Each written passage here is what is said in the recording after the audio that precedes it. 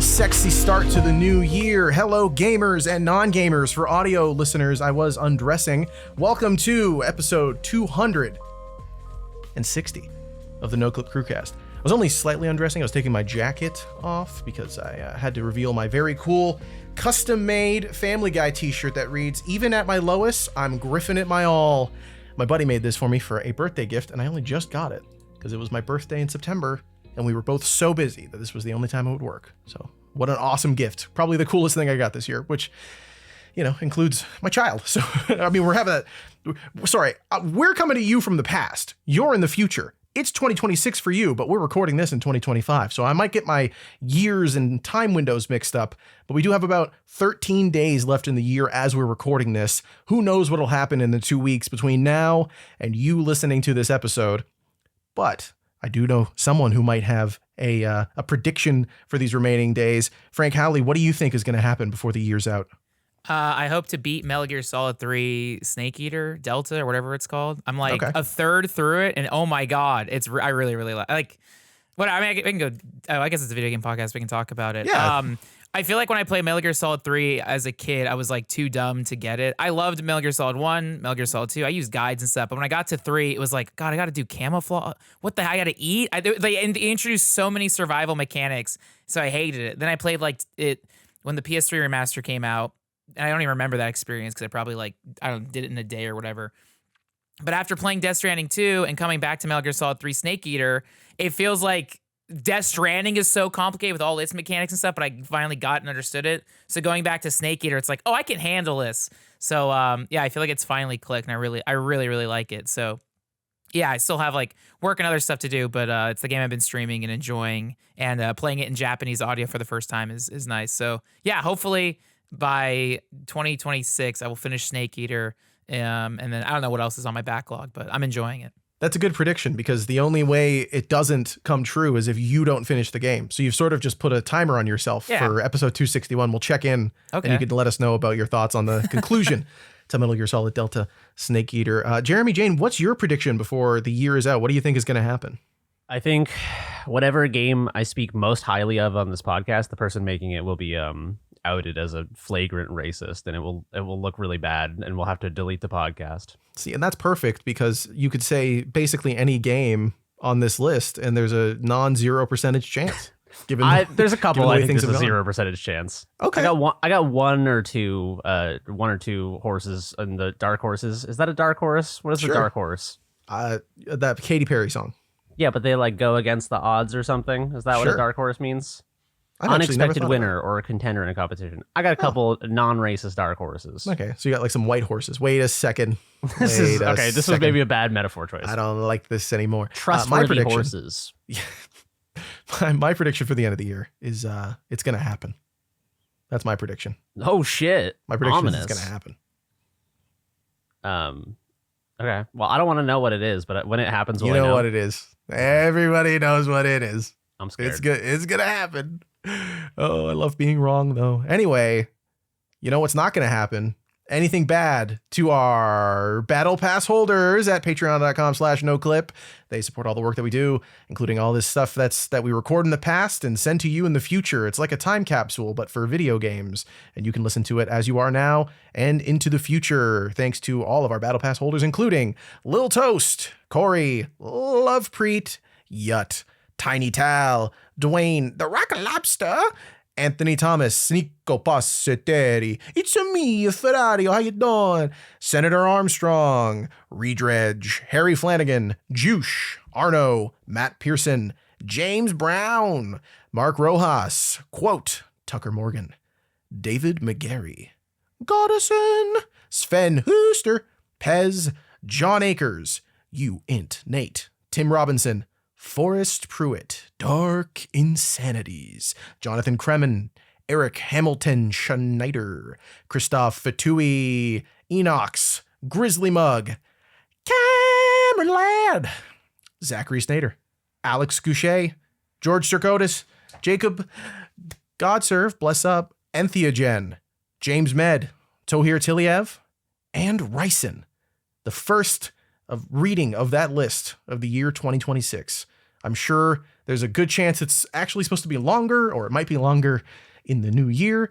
Again, apologies if you haven't been read out for the last couple of weeks. We don't know what's going on with the Patreon list. We just go with what's in the document, and we hope that we didn't accidentally delete a name. We had someone in the Noclip Discord tier of Battle Pass holders with a name that does not appear on that list, and I wanted to add it, but then I was afraid that like their name is on it, and then I would just dox their Discord account. Fair. So can you get the numbers too? If you're that guy, if your name starts with a B and it's not a real name, but it's like an alias, we see you and we feel you and we'll get you and we'll read your name like we love and 17 appreciate times. you. We'll read it like at least 5 times next time we do the pod. I promise.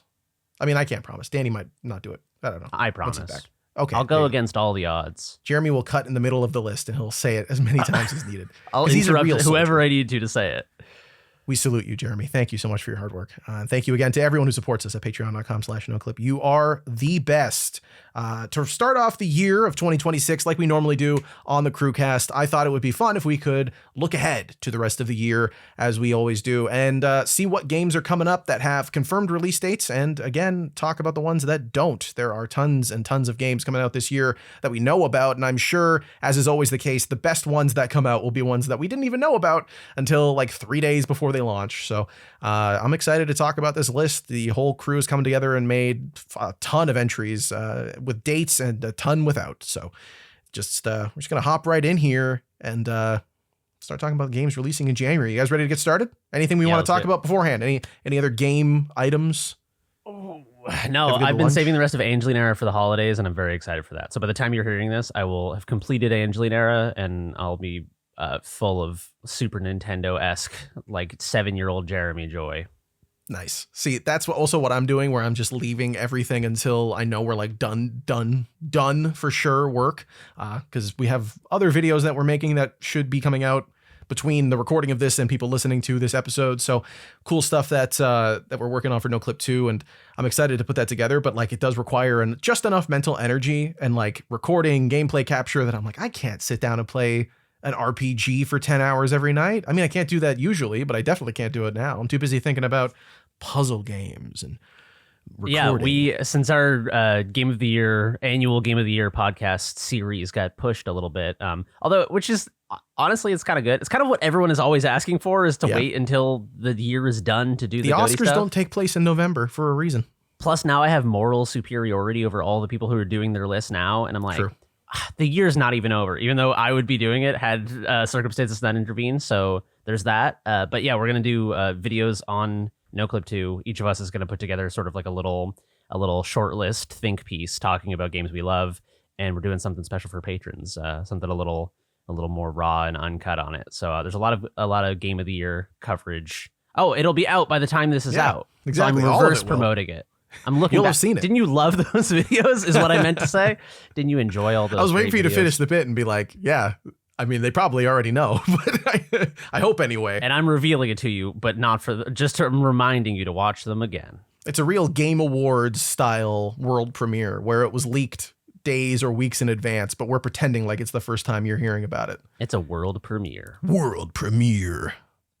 I liked a video game. I liked 5 of them from last year. Here's a video. Yeah, I think they're going to be great. I think it's be cool for us to do something that's like more still listing things, but it's a little more personal, and like we're trying to all have our own approaches to it, which I think is fun. And kind of the whole point of that outlet of Noclip 2 is for us to do things in a weird and personal way.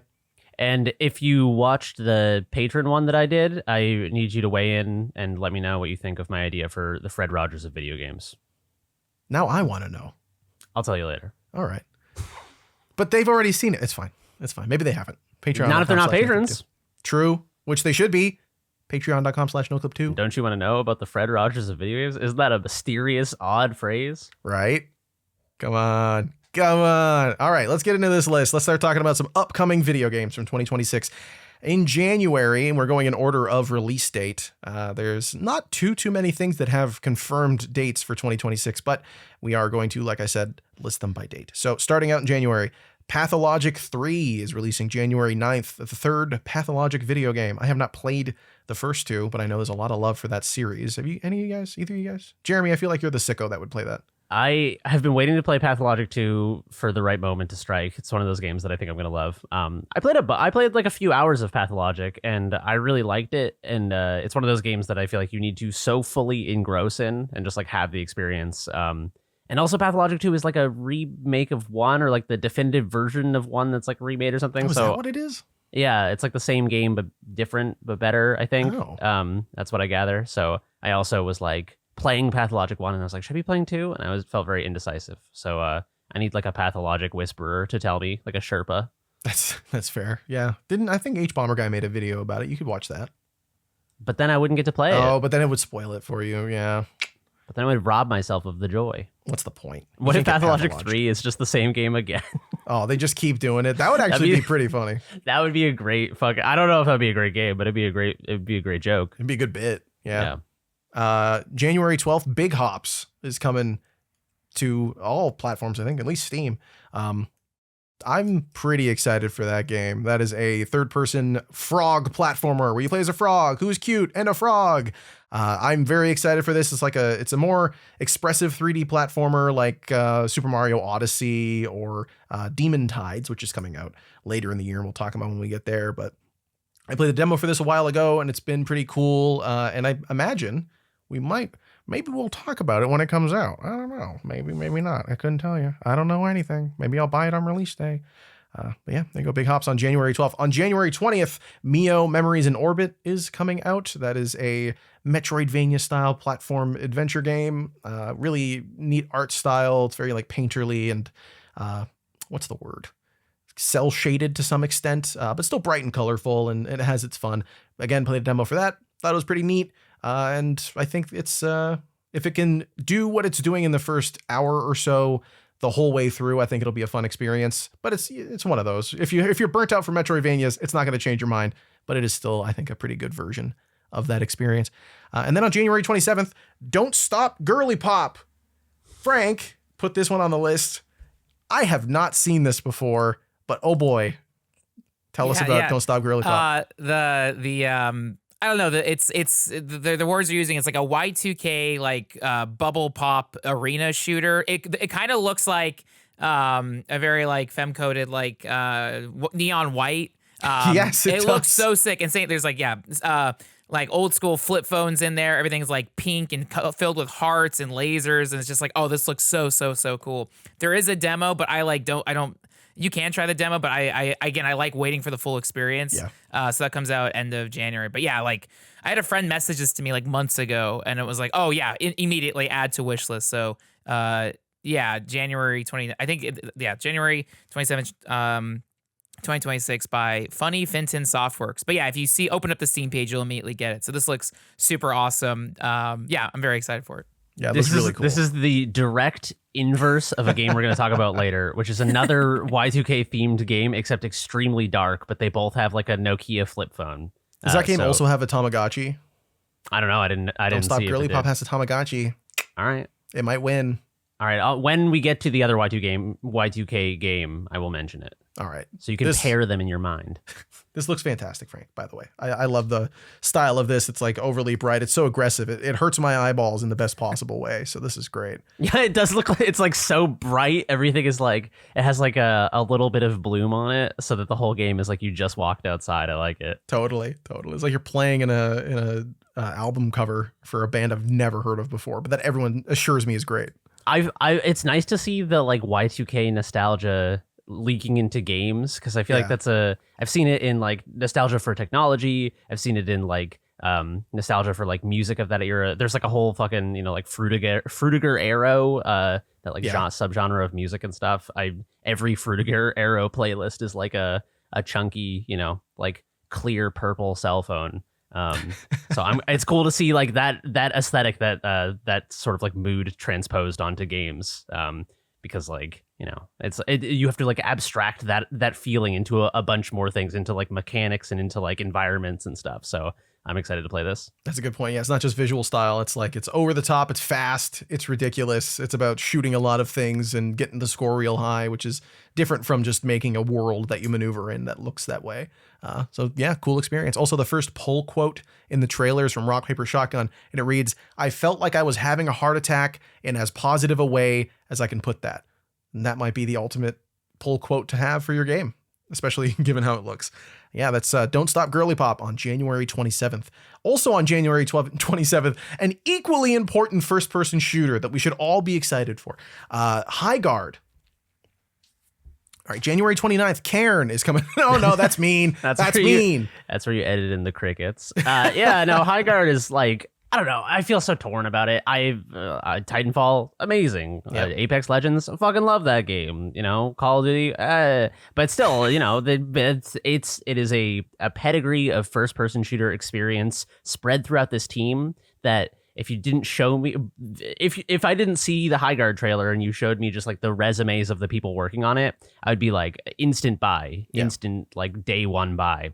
But the trailer is just I don't know. I'm not convinced that it is. I don't know. It doesn't look like anything to me that is like, games are so much about the core fantasy of like, what is this going to feel like? You know, like Apex Legends isn't just about, like the shooting feels good and the movement feels good and there's like comms and stuff. It's about like this world and what it feels like and what the like cadence of a round is and the texture of the world. It's like there's so many things beyond just the gameplay.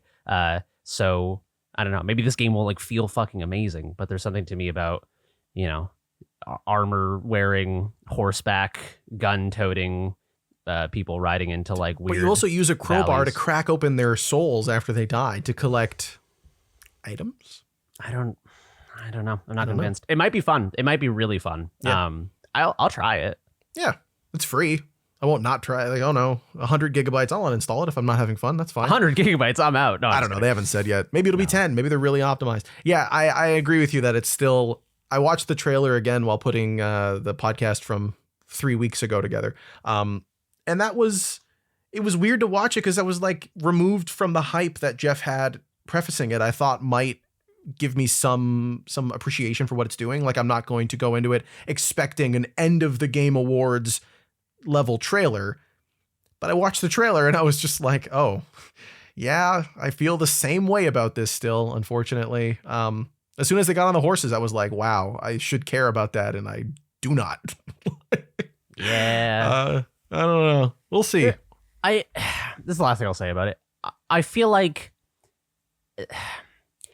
meshing different like aesthetics together, like doing like, it's like sci-fi, but there's fantasy, or it's like, there's like a big weird technical like wall in the distance and they have like weird laser guns, but then there's like grass and rocks and like bears and horses and stuff. It can work. I think it's a difficult thing to pull off because I think the risk that you run is if you don't like nail the fucking target on a hybrid aesthetic or like a hybrid feel to the world, it just feels diluted. And it's like, it feels like to me, having not played this game and just watched this one trailer, it looked a little bit like, you know, pick a lane. You know what I mean? Yeah. Like, totally. Is this like sci-fi? Is this fantasy? And I think it's kind of both and neither. And then gameplay structure, like you said, it's like, what is the goal? If we're shooting open walls, which means there's destructive environments, is this a team-based shooter? Is this a battle royale? Is this a MOBA? Right? It's that sort of stuff where I'm sure they kind of try to explain it or don't want to put themselves too harshly in a box. Like if you say extraction shooter, people have expectations now, but you could do something weird with that. It's out in like 3-4 weeks. We can all see it for ourselves. It's just, I think we're all a little perplexed by how they hyped it up and then showed us kind of not enough to be excited about. I will be delighted if by the time this podcast goes out, public sentiment has shifted and, that would be everyone's awesome. like, "What are you talking about? That game looks fucking awesome." You guys are like hyped. It's like the they coolest do like shooter another ever made. teaser, and it looks so sick. I will love say that. So it's very funny. The game, as of this December 18th, 2025, does not even have a Wikipedia article. So like, really? no one cares enough to even make a Wikipedia article for this game. That's can't brutal. believe Everything has a that. fucking Wikipedia article. Yeah. There's no Wikipedia article for High Guard. Noclip has a fucking there's Wikipedia no article fan out there of this game as of now. To Oh like my bother. God, People there's a make fandom. Yeah. But that's it. Right. Oh. It's It's a little less sci-fi than, for some reason it felt more sci-fi when I watched it the first time, but there is something about like the armor and stuff that feels a little too like smooth and like tech and like Halo-y for the fantasy sort of rest of it. Yeah, they cut to the main character, whatever his name is. The I don't know. They never said. The first guy, whatever his name is, the first guy at the beginning of the trailer, and I was just like, that's just a guy. That's just a man. They have a million of those. It looks like he's got like the spiky hair. If you told me that was every video game's protagonist, I would believe you. It reminded me of the Immortals of Avium guy. Like it most nondescript person they could find to be the first face you see in the game. I don't know. It doesn't help. Yeah. It's like, I know there's a fucking billion video games that exist now, and it's hard to find like a new flavor, but people are doing. I mean, look at Don't Stop Girlypop. That's a new flavor, and it's like a small independent developer, presumably. So is Highguard, self-publishing. They're true. Indie developer. They describe it as a PvP raid shooter. By the way, if anyone is curious, what genre they categorize it as. Is that like Destiny but PvP? That's a great question. We'll find out on January 26th. I feel like I said 27th. I meant 26th. Sorry. I don't know why I wrote 27th on the list. But yeah, check it out. If you're interested, I'm going to check it out. I need to know. Maybe it'll be great. And then on January 29th, Cairn, one that Jeremy and I have been pretty excited for a while. This is a third person climbing game that is much more technical than your normal climbing game. You are making footholds, doing pathfinding up these craggy mountain faces and trying to, I assume, reach the top of the cairn, which is a mountain. Okay, Cairn. A cairn. This game to me, rock climbing is something that I have long thought deserved more attention in game design because for anyone who's been bouldering before, even like as a kid or whatever, it's very video gamey. It's very like inherently gamey and gamified. It's not just about, because like if you approach an easy rock wall that you can kind of just intuitively scramble up, it's just sort of like a physical activity, but it becomes a more mental activity the more difficult it becomes. Like the harder boulder problems you get to, they call them boulder problems, and the way you approach them is like solving a boulder problem. So you like look at the rock and you study and you sort of like anticipate a pathway, or when you're halfway up you're like finding the next foothold and figuring out like, if my foot goes there, I'll be sort of off balance this way, but there's a handhold up there that can sort of counterbalance, and that will allow me to spring up and grab this. So it's very tactical and strategic, and I think climbing in a lot of games is more just about like Breath of the Wild was hailed as sort of like it revolutionized climbing, and like now every game has climbing. But the climbing in Breath of the Wild is just a stamina bar that goes down, and if it's raining, you slip, and that's kind of it, Or like White Knuckle was a fantastic climbing game last year. Wink. But I think it did really cool, innovative shit with climbing, but in a way that does not actually emulate real rock climbing in real life. It was more about like speed and just like risk taking and sort of leaps of faith and stuff. Whereas Cairn is like it's about meditative, slow foot placement. You're manually moving each limb. You're placing piton, a word that I only learned how to pronounce this year because there was 100 climbing games. It looks really good. I think this will be like the most climbing game of all the climbing games. Totally. I agree. The bit of it that I've played from the demo twice, I went through it, which is saying a lot because I don't normally do that for demos, was just, it systematizes like the way that the human body can stretch and pull and be like used in ways that you wouldn't expect, like footholds and lifting yourself up. You have to be considerate of like what you're doing and the tension you're putting on yourself as you reach further and further. That's the sort of thing that climbing games don't really emulate because it's almost too much to do. It's like the Dark Souls of climbing games because everything is really hard, everything that you do. Not to insult the game. I think it's going to be very good. That's where my stupid gamer brain went, and I had to get it out of there or it would have been stuck there forever. So before we move on for rock climbing, have you guys ever heard of Adam Ondra? No, who's this? He's one of the best rock climbers in the world, and he's this like incredibly jacked dude who does these like rock walls that people look at and they're like, oh yeah, no human could ever climb that, and then he just goes and climbs it. But I was thinking when he climbs them, he has this thing where he like yells as like to summon power, or there'll be like a really hard reach that like no human person could ever make, and he'll be like, ah! And like powers up like fucking Goku and grabs Sometimes it. you gotta build the spirit bomb before you can make the climb, you know? Yeah, and I was just thinking that that's gonna be me playing Karen. That's awesome. You guys have seen Free Solo though, right? Yes. The Alex Honnold documentary. Yeah, that was great. I want to play Karen, and I want to like watch fucking climbing videos. Has like a whole subculture, like surf videos and skate videos. They're really cool. Yeah, climbing videos are awesome. I don't even fucking like, I've never been trad climbing. I've done like, you know, on belay at like a gym and stuff, but climbing is fun. I would do more of it if it wasn't fucking expensive and scary. At least I'm for not me. afraid to die. I'm a massive coward, so. I am afraid to die. Yeah, what are you talking about? You're definitely. I thought it would sound cool if I said I wasn't. Don't do it. Don't risk that. Yeah, I'm just looking this guy up, by the way. Whenever they do his biopic, he's going to be played by Dominic Sessa for sure. Who's Dominic Sessa? Great actor in The Holdovers. Oh, I could see this. He's playing Anthony Bourdain. Okay. Anthony Bourdain. Yeah, they do have a similar facial shape and hairstyle. Yeah, curly hair. You could have been this. You could have been Adam Ondra if you had curly hair instead of straight hair. That's true. We both have big noses. And Adam, that's not what I was getting at. Don't do that to me. If you're listening, I say that with respect. We both have. Sorry, we have strong nose. There you go. Thank you. All right. Oh, that's January. We're going to not mention a ton of games here. I didn't want to go through literally every single one because there's stuff that we're not going to include because we don't know about it. It's weird little indie things. So we're just highlighting stuff that we've seen listed online that we're excited for. So moving on from January, going over to February. On February 5th, Dragon Quest VII Reimagined comes out. You've seen the trailers for this. You've seen the images, the visuals. Yeah, both of you. At least some of them anyway. I think so. This is the one with the guy with the big chin. I've only played one Dragon Quest ever. Oh, wait, it's this one. Yeah, this is the one I played. Oh, there you go. All right, cool. I didn't know this was coming out. I guess I haven't seen this. Dude, I think the art style for this game is insane. It's cute. It looks like so cute. It's like the holy shit. I don't even know what the aesthetic is called, but there were like a bunch of like early like late 80s games, like MSX games that had like Japanese games specifically had like claymation for them, and then there was a fucking Games magazine claymation cover art. This reminds me of that.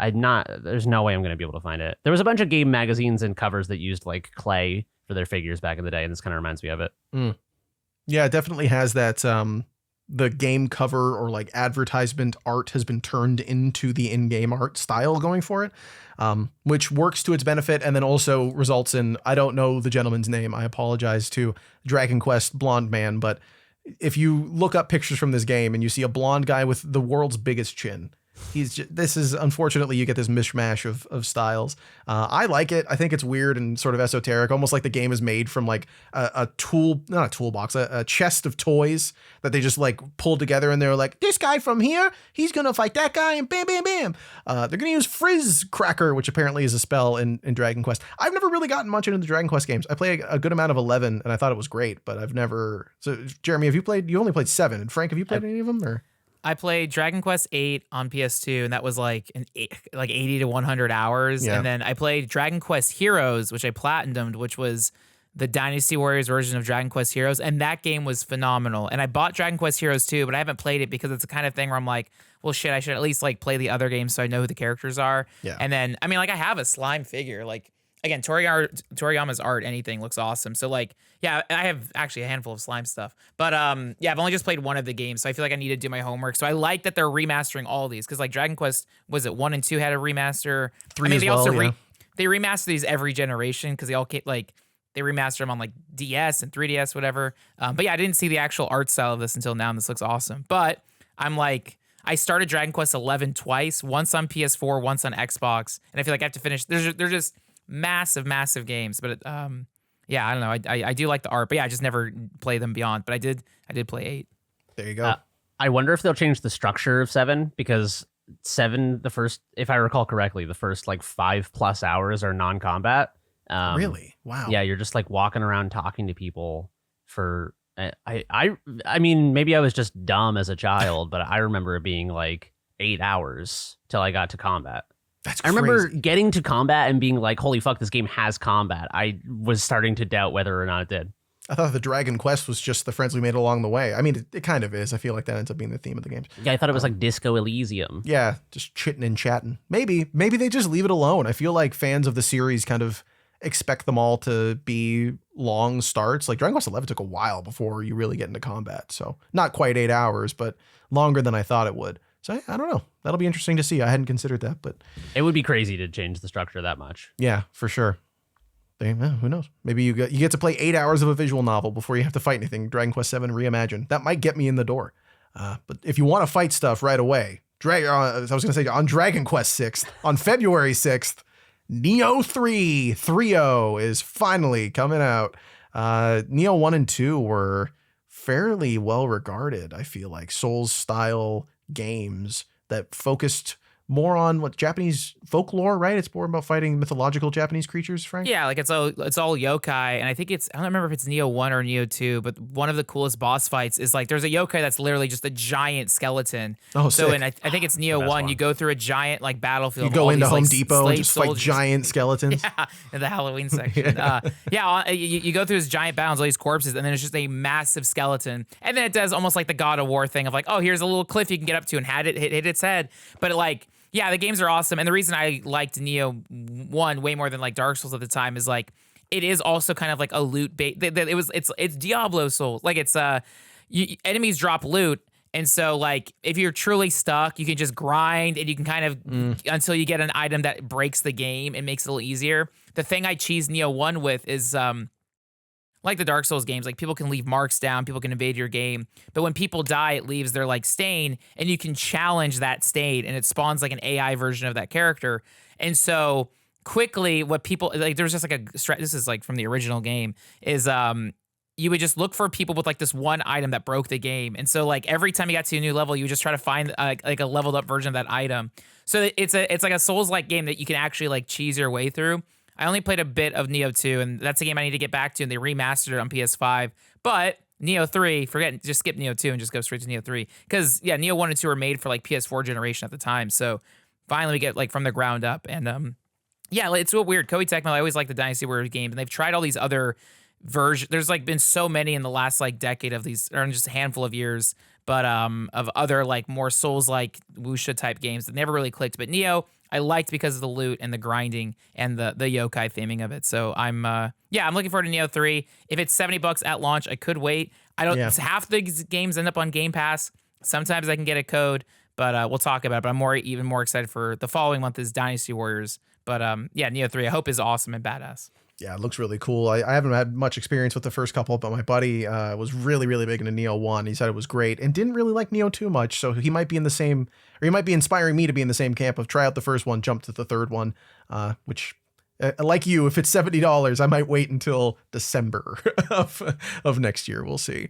February 10th, Mugenics finally coming out, supposedly, assuming nothing changes between now and then. If you want to know more about the game, we do have a feature preview style video that Danny put together that's half an hour on Noclip 2. You should watch it. It got me even more excited for the game than his initial thoughts here on the podcast. So go check that out. Learn a ton about the game. Learn arguably too much about the game, I would say, but also not enough because it just keeps changing. There's always new stuff going on. So Mugenics.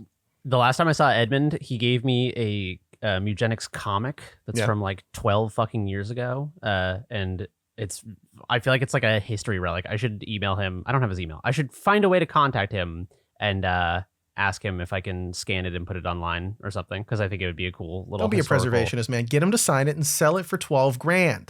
That's true. I'll be the bad guy in an Indiana Jones movie instead of Indiana Jones. There you go. All right, you know what you should do? You should make a multiplayer, a big MMO, and then allow people to buy that for $100,000. That's a great idea. Thank you. I just came up with it on my own. That's a really good idea. Like that. Do you like that I stole your idea of stealing money? I mean, you're not stealing it. You're happily accepting it. Game recognized game, you know. True. If I announce a scam and you rip it off, then I'm just like, you know what? I'm not gonna hate the player. I'm gonna hate the game. Oh, Frank, did you find the comic? Yeah, it's online. Someone posted on Reddit a year ago. So Oh, it's already posted? I was like, feel free to throw it in like the description. I didn't know this existed. I'm gonna have to ask them to take it down. So I'm trying to make money, fuckers. Yeah, you're actually hurting the value of my comics. You're killing my local economy by uploading this comic. How dare you? Game recognized game. Well, let me know if you recognize this game. Romeo is a Dead Man coming from Grasshopper Manufacturers. This looks insane. Frank, you're excited for this, I'm assuming. It's Grasshopper. Yeah, like I think again, I rarely watch trailers. I hate watching trailers because I want to play the game, and I need to get like a buzz of excitement to like buy the game, download, install it. If that buzz hits me on the trailer, then I'm not going to give a shit by the time the game comes out. Like, I don't know if marketing people get that. It drives me crazy. Like, you only have one. I don't know. So whatever. But yeah, Romeo's Dead Man. The thing I don't understand is like, I feel like in the last decade, Suda51, I feel like they've not shattered their reputation. Like, I have no idea what games they've worked on and what they don't anymore. So I don't know who's involved in this, but it says Grasshopper Manufacturer. Is this actually a proper Suda51 game? I don't know, but the style, everything of it looks awesome. So I'm in just on that alone. But I will definitely have to like wait for reviews or whatever, because I feel like Suda51 Swery signed their name off on a game earlier this year, like a month ago, that no one cared about, and it was like with AI art and like there's all this random stuff Hotel coming up. Barcelona. Yeah, which I was promising, and then I didn't hear anything good, so I held my breath. But Romeo is Dead Man feels like a true proper game, but I know a little about it because I don't want to like burn that wave of excitement. So I don't. Can I ask you about that? Because I'm curious. What you said, I don't know if I quite understood. So you don't like when marketing teams make trailers and it's too early or it's not clear enough? What about it? I feel like gameplay, everything is completely different by the time the game comes out. That's why I hate the Game Awards. It's cinematics. That's not what the final game is going to look like. I like seeing raw gameplay. I don't like seeing edited stuff. I like seeing raw gameplay. I like seeing reviews. I like seeing it now on Game Pass free. But it really is just, it's the same. That's really what it is. Can I play it right now? Yeah. No, really. If I want to play it right now, if you show me something that's not available for 2 years, I'm like angry. Yeah. And then by the time the game comes out, I'm like, I don't care anymore. Like I'm the same way. I think the ideal promotion for video games is small, stippled, low resolution images in a magazine. And I'm not joking at all. And the reason I say that is that I think trailers and demos are too close to the game. And like Frank said, it's like you only sort of get one shot at the initial like novelty hit, and you're like, I don't know. I'm not a brain scientist, but if I were to speculate, I feel like the brain is, flooding with chemicals of like, holy shit, this is a novel experience. And then if you're playing the demo, that's when the chemicals are flooding the brain and you're like forming the impression of the thing. And then if the thing isn't out for like 5 fucking months, by the time you play it, you're like, I've played this. Like, you haven't played it, but your brain has played it, Right, your brain. That's me with Arc Raiders. Is like I spent so much time playing it, but in early development, by the time it came out, it's like, yeah, I'm done. I don't need to touch that game anymore. Like, yeah, and like even Hades 2 is awesome, but like I spent like 50 hours playing that when it was in early access. I'm like, yeah, I beat the game. I'm not like it's an early access thing. It's like I have faith, and again, I'm speaking for myself as someone who is turning 35 this year. I know for everyone has their own different tastes, but it's like I'm just expressing my view. I hate trailers. I just want to see. That's why I appreciate video game conventions. Because at least like, okay, I can just look at a thing on screen that seems like it feels practical and I can touch it. But that's why Game Awards stuff, I do not care. It's a trailer. I don't care. Suda51 directed this. Great. That's all I need to hear. But like screenshots of this looks cool, and I did look it up, and yeah, Suda51 is directing this. But yeah, that's just how I am. And so I'm just curious for you guys. Everyone's different for sure. Like I'm not giving you shit. Like, how dare you not feel the same way every other person does? And you're welcome to. Like, of course. Yeah. But I am curious how do you deal with finding out about something new? Like, if it's something that, if there's pedigree behind it, then it's easier. I ask my friends what they're playing, and if they say this is good, I take their word on it. Like, that's basically, yeah. I follow developers that I like on social media, and I look at little 2-second clips of janky prototype phase, and I'm like, I will play that. All right, that's fair. I just had never heard you guys voice that opinion before. I was just curious. It is sort of a necessary evil of our jobs that we have to overexpose to games we're excited about. The ideal level of exposure for me is 3 grainy images and a Nintendo Power from 1996. That is fair. we touched on it too, like with like Battlefield 6, everyone's like, "Are you excited? Aren't you excited the early demo?" No, I don't want to play the demo because in 3 months when the final game is out, I will, so it's like, whereas I waited and then I'm playing Battlefield 6, I'm like, oh, I love it, and like I hate like wasting progression, all this stuff. And I know that's like a weird OCD thing, but it's just like, yeah, but that's how I am. But it's like, I don't know. Part of it is like, as I'm getting older, it's like, yeah, great, I found the thing I like, and this is how I consume stuff. But for Romeo's the Dead Man, Suda51's back, hack and slash, bloody.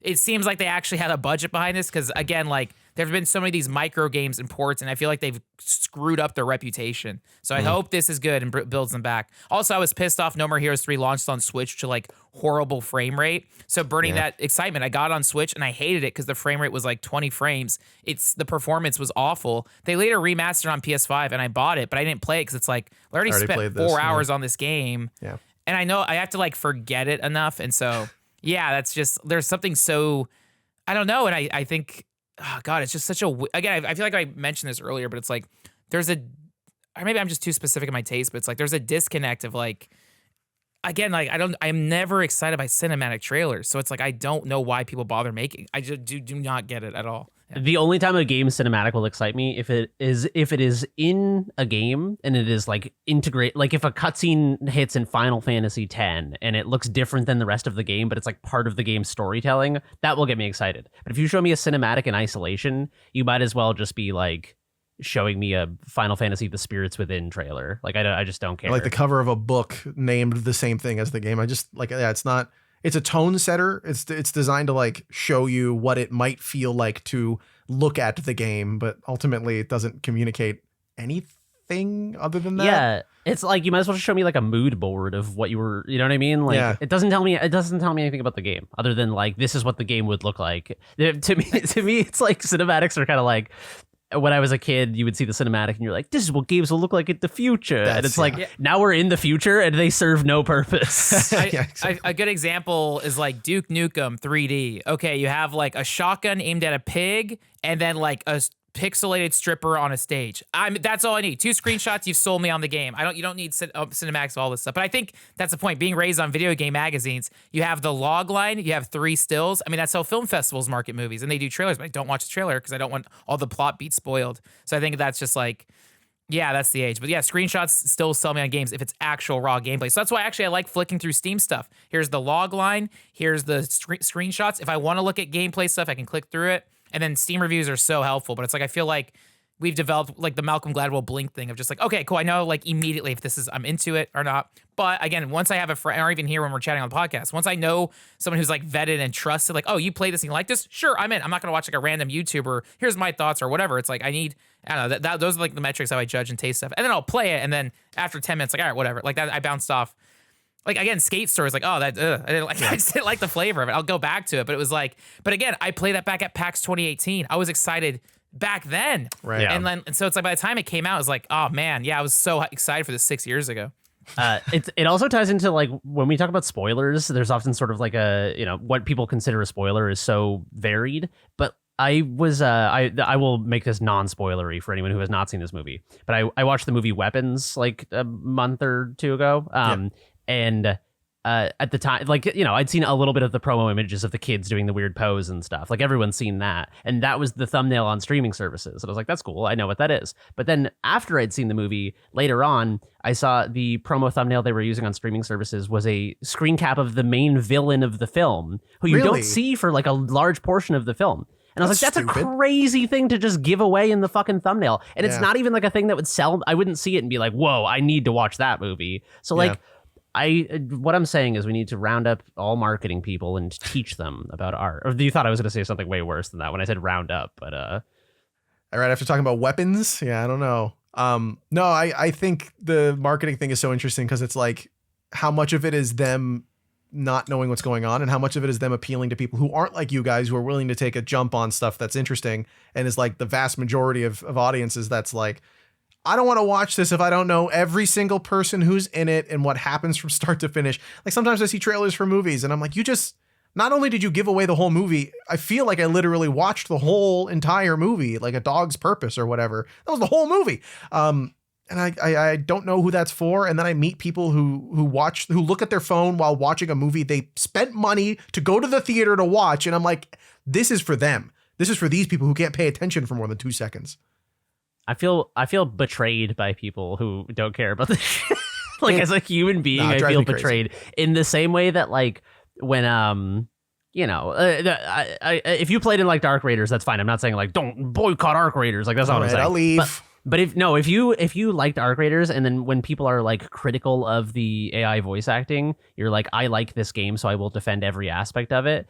It's like, even Jesse, who has like fucking... I love that game. I've like 100 hours in that game. I will, at every opportunity, say the AI voice acting sucks and is bad and is morally bad. Right, but it drives me fucking nuts when people are just like, who cares, dude? It's fucking... it's whatever. It's just the vendors. I worked 12 hours today. I had 3 beers. I'm gonna shoot my gun, all right? I get it. I understand if you're exhausted from work, you just want to play your game and not engage in critical discourse. But to tell other people they shouldn't care is ridiculous to me. And I feel the same way about like... oh, you just have like a promo art of like the ending where the villain gets killed or whatever for every movie, and just ruin it. That's my dystopia.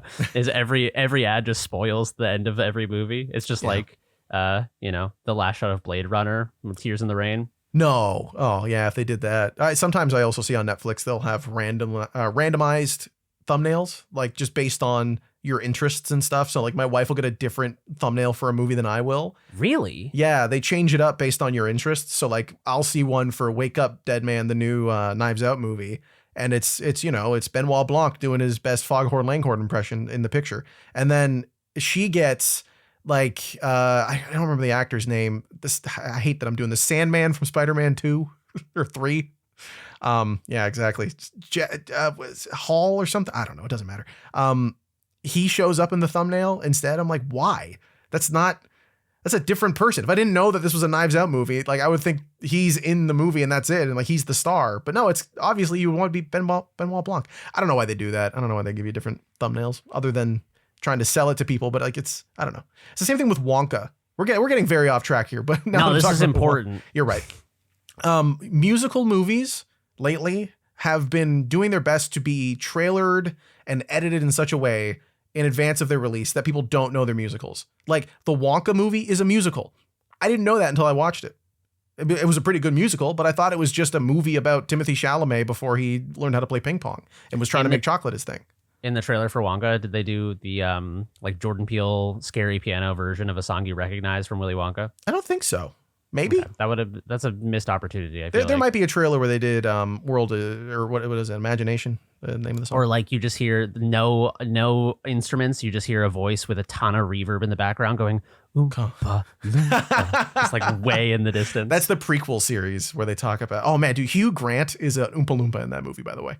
Okay, that is the craziest sentence I've ever heard you say on this podcast. Yeah, Hugh Grant it's a good movie. It's not. I like it. It's not a good movie though. But stuff like that where it's what you guys are saying of like trailers are giving you too much information or are sort of ruining the novelty of the experience, but then also they're giving you the wrong version of the experience, which is also, I think, Frank, you were sort of getting at that. Like the trailers show you the wrong version of the gameplay or a version of it that doesn't end up being close to what you're really doing in the game. Like, look how much combat there is. And then in Assassin's Creed, it's mostly running between locations and riding a horse. And it's like, well, you can't make a trailer out of that. That would be boring unless you were good at it. We need to go cool.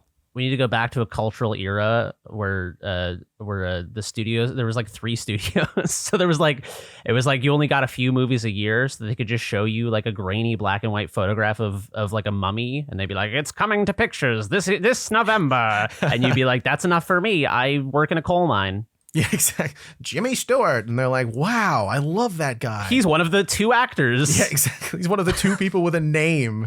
Oh man.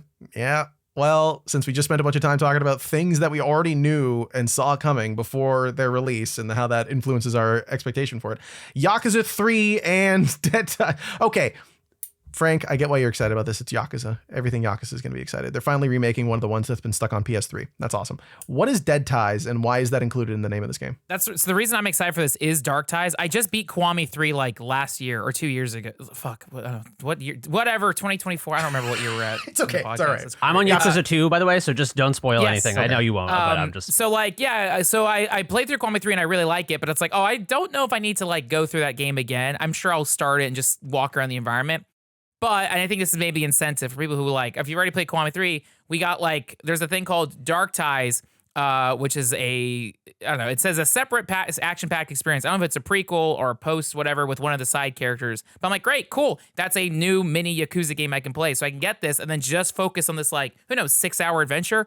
Awesome. As opposed to like signing up for like the 20 hours of Kiwami 3. So I'm but I'm also like so down, like, please keep remaking all the Yakuzas as they work on new games. Because even Kiwami 2 was like a PS4 game. So it's cool that and I think they just put out like a definitive upgrade PS5 version. But this Kiwami 3 was also something that was rumored forever. And so it was cool they confirmed it. But yeah, Dark Ties are adding something new for maybe returning fans, or if you haven't played Kiwami 3, now you can dive into this. So yeah, I don't know, that's all I know. And again, don't know much going into it. I don't need to know. It's Yakuza. I'm in. Dark Ties. I'm all in. Exactly. So it's like, yeah, so that's it. There you go. I did not know that about Dark Ties. I thought it was like an expansion that was maybe released and was DLC, but you couldn't buy it anymore because the servers are down or something. So it's good to know that's more gameplay. Is there some controversy with Yakuza 3 as well? They're including some actor that people don't like? I think they replaced an actor, hired a new guy, and I think the new guy had some kind of charges or some crime stuff or whatever. It's Yakuza, it's you know. But again, if you're, yeah, I don't know. I know what you mean. Yeah. It's just funny to say it like this. Yakuza. I can't believe the Yakuza guy's gonna have a criminal in it. Hey, bro, they're okay. Hold on, but what was the crime? It was. I believe it was something. I believe it was questions. Hold on a second. You can't ask me that. What are you, a cop? I think it was essay actually related. Oh, okay. Well, then, really bad. No, the other one. The other one. Okay. Yeah. This is semi-unrelated to that, but I think that it'll be interesting once Nagoshi's game is out and there's sort of like a parallel competitor to Yakuza.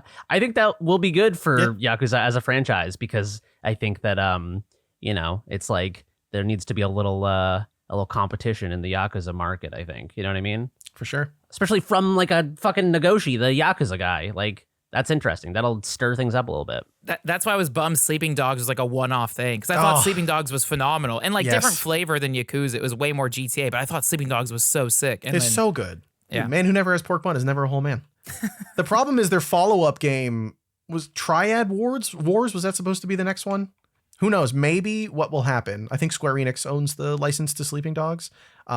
Maybe they'll make that movie with Simu Liu. It'll do okay, and then they'll make Sleeping Dogs 2 and show the trailer at the Game Awards world premiere. Oh, man, and Jeff can say the famous line, do his best Hong Kong accent. That won't go over poorly at all. Yeah, that is my number one. If they make a sequel to that game, I will fight Danny to the death for him to let me go to Vancouver and work with that team and do a documentary. I will do whatever it takes. Yeah, Yakuza Kiwami 3.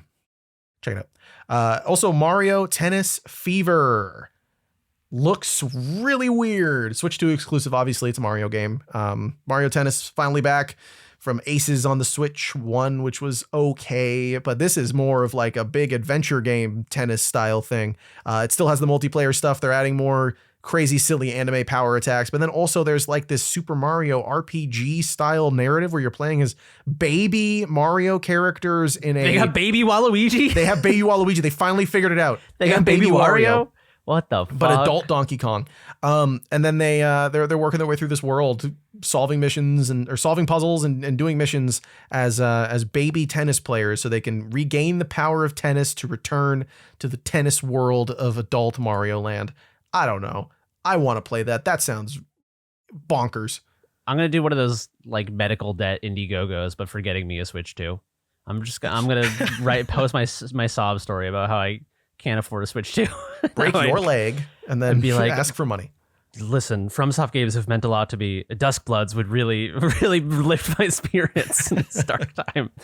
All right, we wanted to go through this a little quicker than I thought. We are like an hour in, and we're in February still. So let's start flying a little faster. Reanimal. It's pixel art. No, it's not. other game with a re in the title that I'm misremembering this with. Reanimal is the game from the people who worked on Little Nightmares. Little Nightmares. Yes, and they're going off and making their own Little Nightmares, but calling it something else. They're calling it Reanimal. I played a demo for this at one of the previous Next Fests. It's, you know what it is. It's the Little Nightmare style game. It's one of those again with co-op. It's creepy. There's creatures with long hands. It seems good. It's dark. Hopefully it does well. Good for them. I'm glad they got to split off and make their own thing and stick true to their style. Demon Tides on February 19th, 3D platformer from the developers of Bubsy 4D.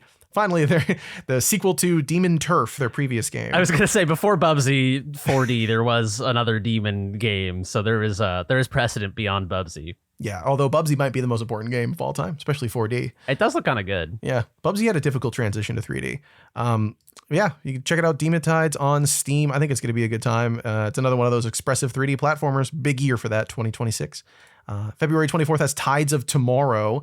This is a multiplayer narrative adventure experience. I do not know what this is. I have watched the trailer a bunch. It's 5 minutes long, and I still don't know what you're doing in this game.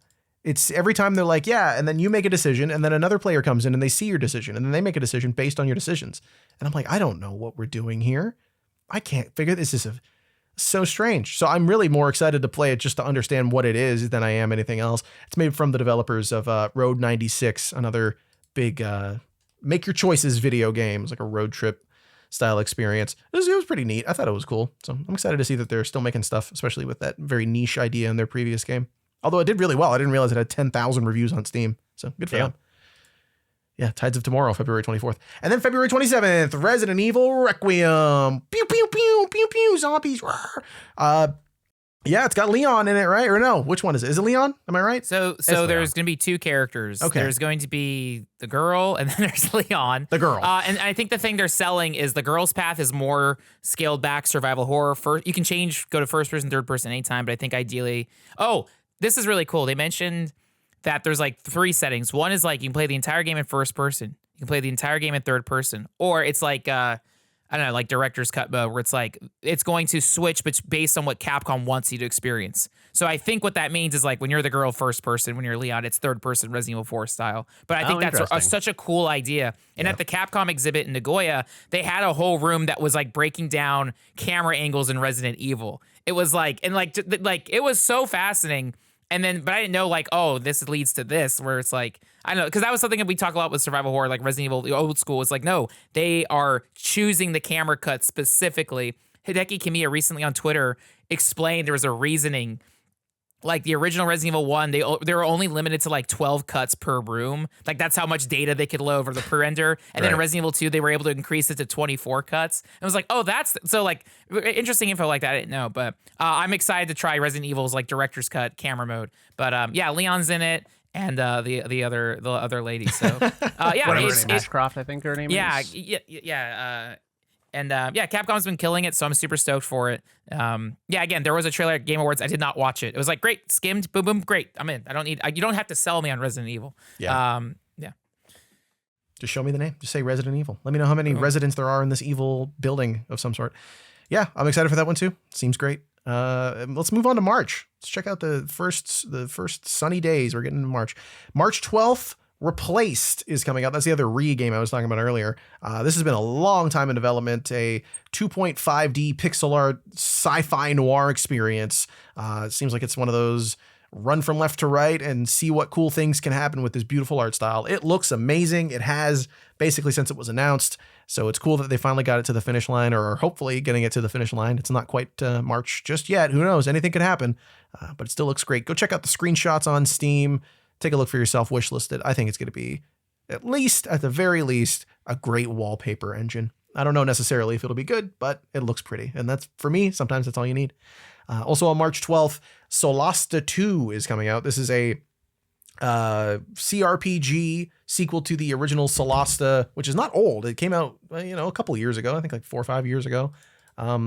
It's definitely leaning on the Baldur's Gate feeling. And it looks and sounds and plays like it. You can get your camera real close, just like in Baldur's Gate 3, turn-based, big action-y kind of RPG experience. It's pretty neat. I thought it looked quite good in the demo that they put out a while ago, but ultimately, whether or not the story lands is something you can only figure out after playing 20-ish hours. I don't know how long it'll be, but the first Celeste was quite long from what I saw on how long to beat. So, check that out if you're a fan of the Baldur's Gate style games. And also on March 12th, Fatal Frame 2 Crimson Butterfly finally being remade. I think this will be cool. I have not really given much time to the Fatal Frame series, but this looks like a really good version of it. It looks fantastic. Frank, have either of you guys played Fatal Frame? Jeremy, I feel like you're going to be the one for sure, but I've been holding off. I'm going to play them eventually, okay, but I've Frank? never played any of them. Yeah, I played 2, and 2 is incredible. I think I played the Xbox version, and it was incredible. It's one of those games too where I'm like, well, yeah, I could go back and replay number 2, but I still need to finish. I think I beat 1. There's like so many other ones that came in. I think they remade 1 or whatever. So yeah, I'm sure I'll be swallowed up in the hype when this comes out and replay it. Those games aren't very long, but yeah, Crimson Butterfly is cool. But the Fatal Frame games were ones at the time when I was playing them in my like late teens, early 20s. They're generally they're scary because it's like the premise is you only see the ghost when you put up your camera. So you're walking in a room and then like I don't know if they do like the Silent Hill radio thing, but like you can tell something's there and then you pull up your camera and like it's so like unnerving. But it's like earned. It's not like Outlast. It's not like the crappy jump scares. Right. It's genuinely cool, but it's like it's very very unsettling and grim. But again, I feel like now that I'm older, it'll be easier to swallow. But yeah, all the Fatal Frame games are cool, but I've only played 1 and 2. But yeah, if you've never played Fatal Frame, again, that's why I like all the cool remakes and stuff coming out. I think this will be awesome. Makes it more accessible. Yeah. I did not know that Makoto Shibata, who was the director and scenario writer for Fatal Frame, did the story for Nioh. Oh, that's interesting. There you go. I didn't know that either. Very cool. That's cool. That makes me more interested in Nioh. Yeah, and Fatal Frame. Fatal Frame 2, Crimson Butterfly. Remake coming March 12th. March 19th, Crimson Desert is finally supposedly coming out from Pearl Abyss, the developers of Black Desert Online. They have been making that game for a very long time. I've seen multiple versions of it. I feel like every time I see a trailer for this game, supposedly, if it is a real game, if it's not a money laundering scheme, it's like a million different game mechanics. You start watching it and you're like, okay, it's a third-person action game. Okay, there's shields, there's boss fights, cool. So it's a bit like Dark Souls. And then they're like, here's a horse. And you're like, yeah, all right, sure, still a little Dark Souls. All right, the horse can fly. And you're like, all right, sure. There's cars. Shut up. Like, I don't know. I don't remember if there's cars, but there's just so many things. Just go watch a trailer for Crimson Desert and you will be blown away by how many mechanics they could crunch into a 2-minute long trailer for a game. I remember we played a version of this at PAX East and it was like a 10-minute-ish demo. There was like a hard timer on it of just random boss fights. And every fight was just players scrambling because the button combinations to play it are just, they make no sense. They had a card with the button combos. Developers or whoever, probably not the developers, were walking around talking to people and going like, hey, you can do a somersault if you do this input. I'm like, brother, I just sat through a 10-minute explanation from the most British man you could find explaining to me what this game is. I don't know what the button combos are. I just got the controller. So I don't know how that game is going to do, but I know I just want to see how off the walls it can get based on those trailers. It's Crimson Desert.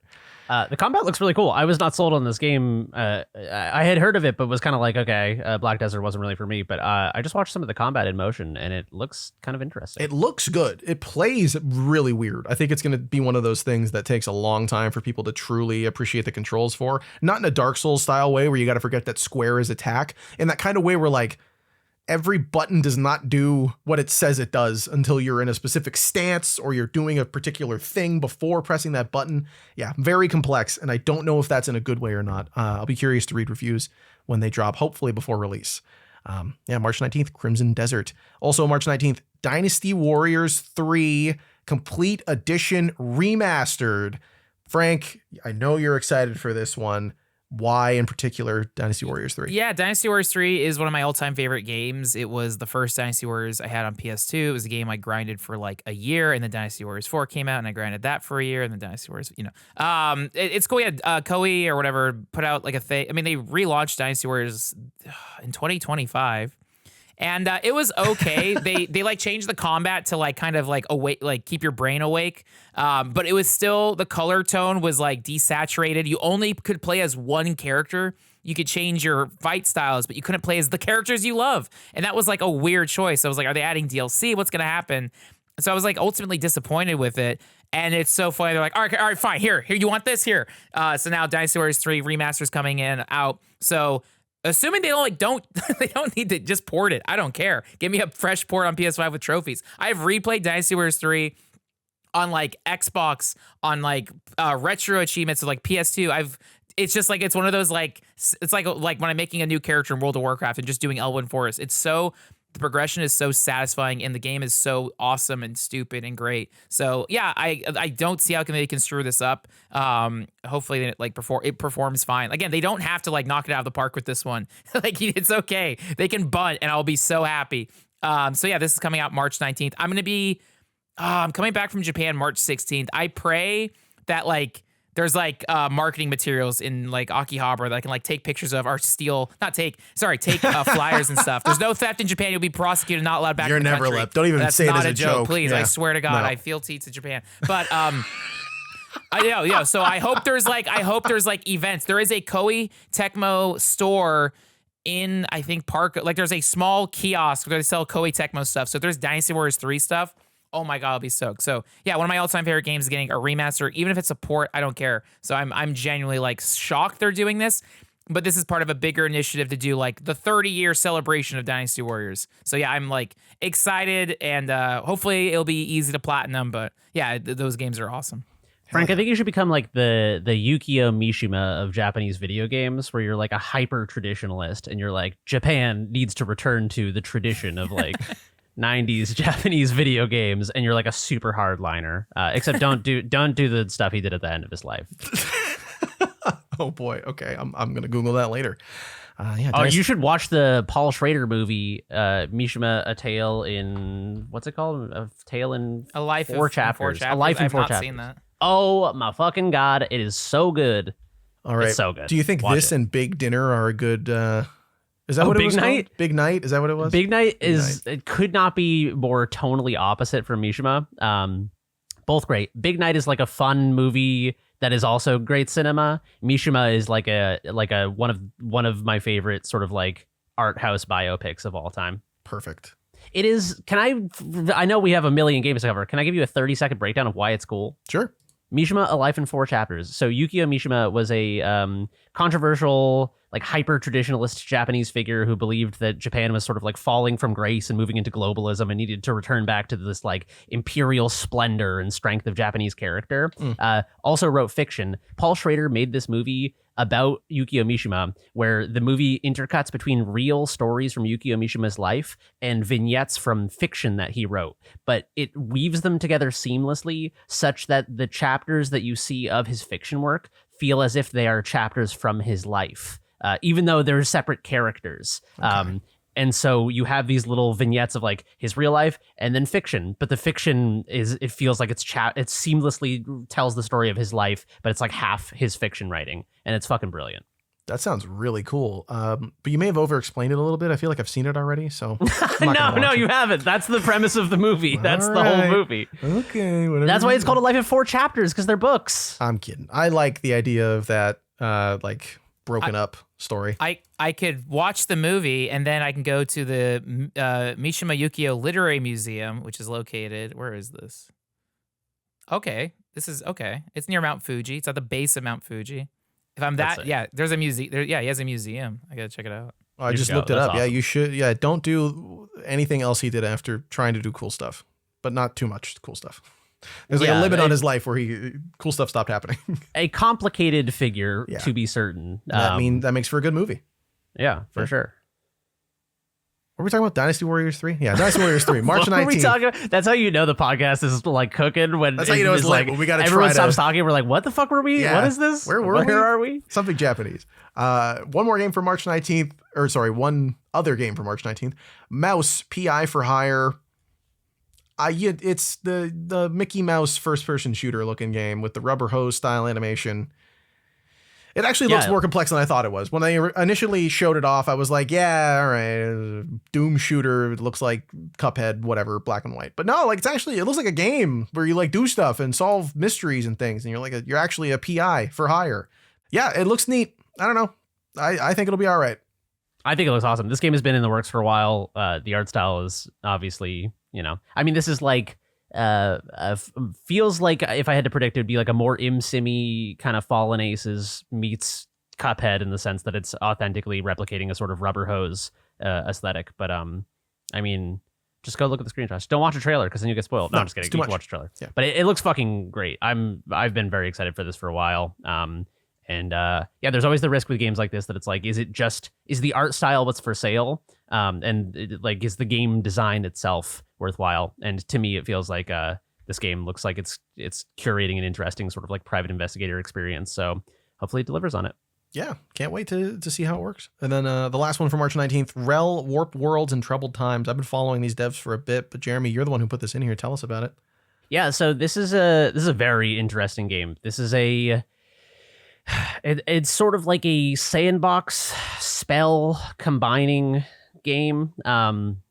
I guess you could, I don't know, ImSim maybe. It's not a first person game. It's like a top down sort of adventure looking game, but it seems like a game whose design is hyper dedicated to sort of like a radically open approach to spellcraft.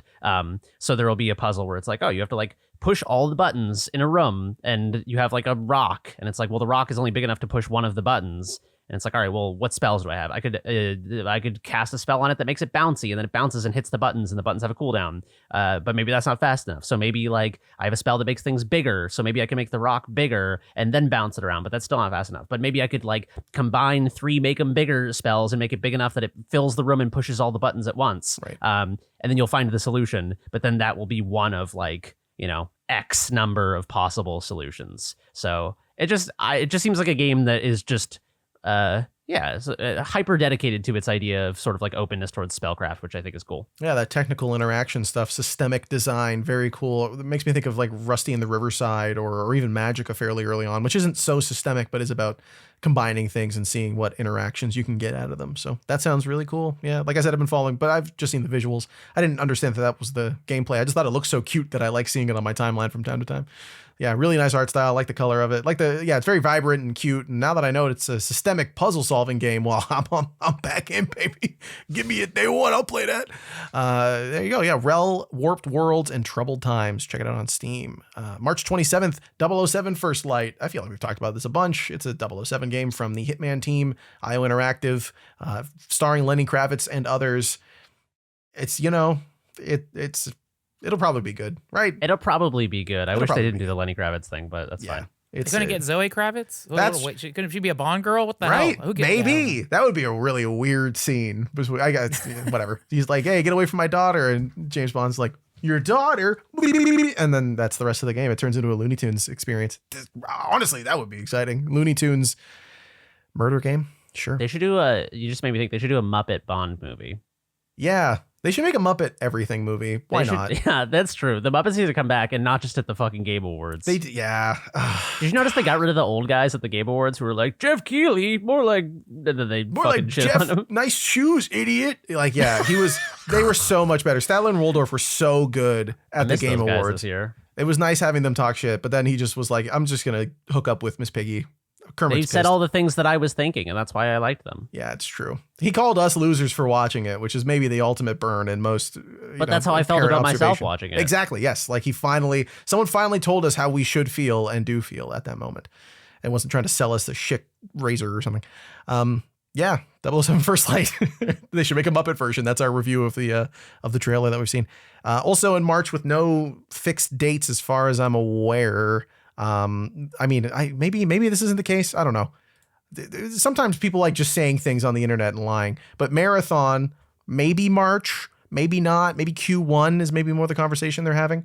That extraction shooter from Bungie based on the older property called Marathon, which was not an extraction shooter. I think it looks fantastic as per usual. Bungie are very good at making aesthetically pleasing looking video games. And it is an extraction shooter, a genre that I've started to fall in love with because of Arc Raiders. So I'm going to check this out, but I'm not super hyped about it. I'm a little tepid on it. I think I just don't know anymore with Sony with their multiplayer games. Like if this doesn't launch with 1 trillion sales, is it going to be available a week after launch? Like who after Concord? I don't know. I don't trust you guys anymore. You know, that's how I feel about it. Yeah, the game has also been through a bit of controversy with stolen art assets. Yeah, so we'll see. That doesn't mean it's not going to be good, but it just sort of, taints taints the whole thing a little bit. Yeah, I'm sick of extraction shooters, and I will probably not play this. So you're sick of extraction shooters, but what have you played in the? Were you a big Tarkov head? I'm not. I've played a little Tarkov. I've played a little Hunt, which was good. Okay. I played. I don't know why I can't think of any right now. I played some Arc Raiders. That's fair. I just didn't realize that you had played. I feel like we maybe didn't have this conversation. I feel like what is the one that I played the most that I can't think of the name of? What's wrong with my brain today? Yeah, I've played a handful. Okay. They've never really been my cup of tea, I guess is what I'm saying. That's fair. You do like the extraction genre though. Like you were big on that House of Necrosis. Yeah, that transposed it to a mystery dungeon format that I thought like moved it in an interesting direction. I think straight up extraction shooters that are just like, you go in, you fight people, you get the loot. It just doesn't work for me. It doesn't feel like I'm making meaningful progress in a way. I think I would have liked Arc Raiders better if it didn't have that, which is weird to say. I don't know. The best part of it's the social stuff. I'm not excited about getting loot, but I am excited about RPing a cowboy every time I go in. That's fun. That's fair. Yeah, I think having that be part of the framing for it, that you're like digging through junk and getting junk and going back to base, just doesn't excite me. But I played a bunch of Dark and Darker. Oh yes, okay. Extraction, fantasy role playing. Yeah, I've played a handful of them. Okay. I don't know. It's just not my cup of tea. I don't think anymore. Sorry, you had said burnt out, and I feel like we'd never talked about your extraction shooter thing. I was like, you saw 5 minutes of Arc Raiders, and you're like, this whole genre is dead to me. That was my thought. Arc Raiders are 3 hours, and I was like, I'm sick of this. Like this whole entire genre. Idea, burn it all to the ground. I never thought it was for me, but I mean, I've probably spent total like 50 something hours across several different games playing extraction shooters, and I just think it's I don't know. It was short lived for me. I enjoyed it a little bit. I think Dark and Darker was my favorite of the bunch. That's fair. I should go back and play more. It's a different genre now. It's a very different game. All right, never mind then. Or maybe it'll be good. Who knows? Another one for March that I don't think is slated. I'm just gonna pull it up here. Yeah, it just says March 2026 is Slay the Spire 2. Finally, sequel to the greatest game ever made of all time. Don't disagree with me. They're making another one with more stuff and more classes and more cards. I think this is going to be great, right? I mean, it's Slay the Spire 2. Even if it's the same game again, whatever. I've been playing mods for Slay the Spire 1 that just add more stuff. That's great. It's such a good formula that you could just, if you just put stuff on top of it, make them wear different hats, it'll be good. That's my thoughts on it. Yeah, Slay the Spire 1 is great. Hope it's great. Yeah, exactly. Q1 for stuff that doesn't have months, but does have a nebulous window of the first couple months of the year. We've got 500 caliber contracts, which Jeremy Jane has made a fantastic preview on, talking to the developer. What's the name again? Sorry. Bryce Boer. Bryce Boer. Really great interview about a weird esoteric video game with an art style that could only be described as 3D Newgrounds in my head anyway. That's how I would describe it. Jeremy, is there a better description perhaps that's more apt than whatever I feel in my brain, Jeremy? That you of the aesthetic or of the game itself? Of the aesthetic. Yeah, it's sort of like, how like cassette futurism is like in the 80s, what they pictured the future looking like Alien and stuff. I feel like Bryce Boer's games are like Super Nintendo era futurism. This is what I pictured the future of games looking like back then, or something like that. A little more fucked up though. Like turn of the 2000, like Y2K futurism or something. This game is awesome. I liked this game so much, and then I did this feature with Bryce, and I sort of like pushed myself to get better at it, to like 100% the demo and complete everything, and like get good at it and get good footage that didn't look I was just putzing around. And it elevated my love for this game so much, because it sort of like this is a game that rewards dedication to mastering its mechanics. There's a very high skill ceiling, and I feel like the experience sort of like opens up as the skill seal as you get closer to the skill ceiling. So I'm really excited for this one. I loved it, and then I got good at it, and I was like, this is way more special than I thought. So are there leaderboards? Can I get better at it than you? I don't think there were in the demo. There might be Bryce, this is a call out, man. Do it. There are like time trials and shit in the game that I've seen like production footage of. So who knows? Then I'm in. It might be like a Neon White thing. Who knows? Or you and I could just screenshot our times and talk shit on Discord. We do that anyway, but if we throw times in there, perfect. There you go, 500 caliber contracts. Mr. Sleepy Man is another one that's supposedly launching in the first quarter of 2026. This is like a 3D third-person adventure game, right, where you're playing as a guy who is sleepy and a man, perhaps. The song is great been title. Stuck in my head since the demo. Do you remember the song, Mr. Sleepy Man? Oh, no. Oh my God! Don't fucking ever listen to it because you'll never forget it. I'm glad that it got out of my brain. Burned into my. I can't. It's playing in my mind right now, and it feels like a Double Fine game, doesn't it?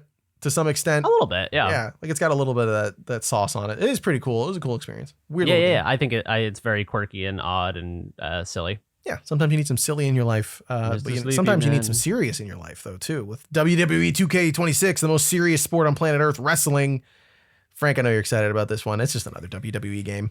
Yeah, so and the secret is the game always comes out in March, and then WrestleMania weekend, which is a month later, they always have a sale during WrestleMania weekend. So they drop the $70 game to like $50, and then so it's like, and then by the time the game is out for a month, people have already made all the DLC. If you get it at launch, it sucks. Like, or it's not bad, but like there's no content. Yeah. The big game, I mean, I'll talk about my Game of the Year video stuff, but like really, really liked all the WWE games because it's just like, it's the Gary's mod of wrestling. It's just like, great, people are making custom content, WCW, Stardom, all the obscure Joshi stuff, like it's all in there. And so it's just, all right, the new version's out. All right, let's do it again. So, but every year the Vicarious Visions or 2K, whatever team is doing it, they always like add extra features.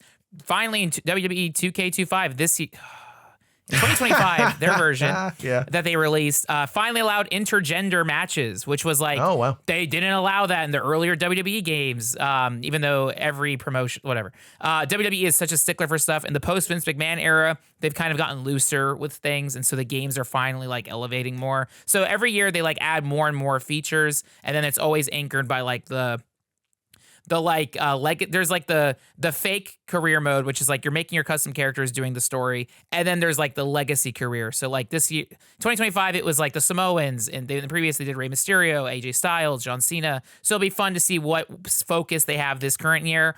If it's something I'm very stoked, I'll get it week 1. If I'm lukewarm, I'll probably wait for it to get on sale. But yeah, I will get these games every year. I stream them. My friends and I make characters. We do Royal Rumbles. It's like, yeah, it's just like an annual tradition. I'll play for a handful of months and then kind of calm down, then wait for the next cycle. So yeah, like clockwork. It always comes out in March, always goes on sale in April. So I'm interested. Occasionally they come out with versions that are like notoriously buggy. So yeah, just wait for launch and to see what it is. But yeah, I'm all in on the next Gary's mod of wrestling. There you go.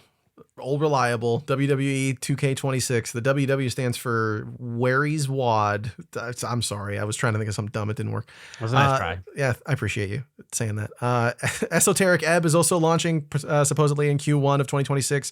This is like I think Danny was talking about this one pretty excitedly. It's like a 3D CRPG style thing, sort of like Disco Elysium, but leaning more on medieval stylings and magical trappings and stuff like that. Looks very cool. The writing of it seems like that sense of humor you would expect from a Disco Elysium comparison, but not quite like, they're not bringing up Marxism back in the 1400s or something like that, but still pretty cool looking game. Building Relationships is also launching in the same window of time. I've talked about this game a couple times. I think it's like it's a visual-ish. It's not a visual novel. It's an adventure game style thing where you're talking to a bunch of houses where you play as a house, and it's almost like a dating sim style game where you're trying to meet these characters and do little quests for them to interact and learn more about them and get a little steamy, a little hot and bothered about these buildings. Get it? Building relationships. You're building the relationship, and it's buildings in relationships. Quirky little weird queer game that I think is going to be a real hit. I like the writing in it a lot. It's a very, very charming game. Forbidden Solitaire, also launching that era as well. Half Sword and Mama's Sleeping Angels. I'm skipping to this because I want to talk about it because I need Frank to go look at the pictures. Forbidden Solitaire seems really cool. Go check out the Steam page. Half Sword I'm going to look up here in a second, but Mama's Sleeping Angels. Can you guys talk about this for a second? Yeah, Frank, you look at this before we say anything about this game, I need you to just look at this game and give me your knee-jerk impression.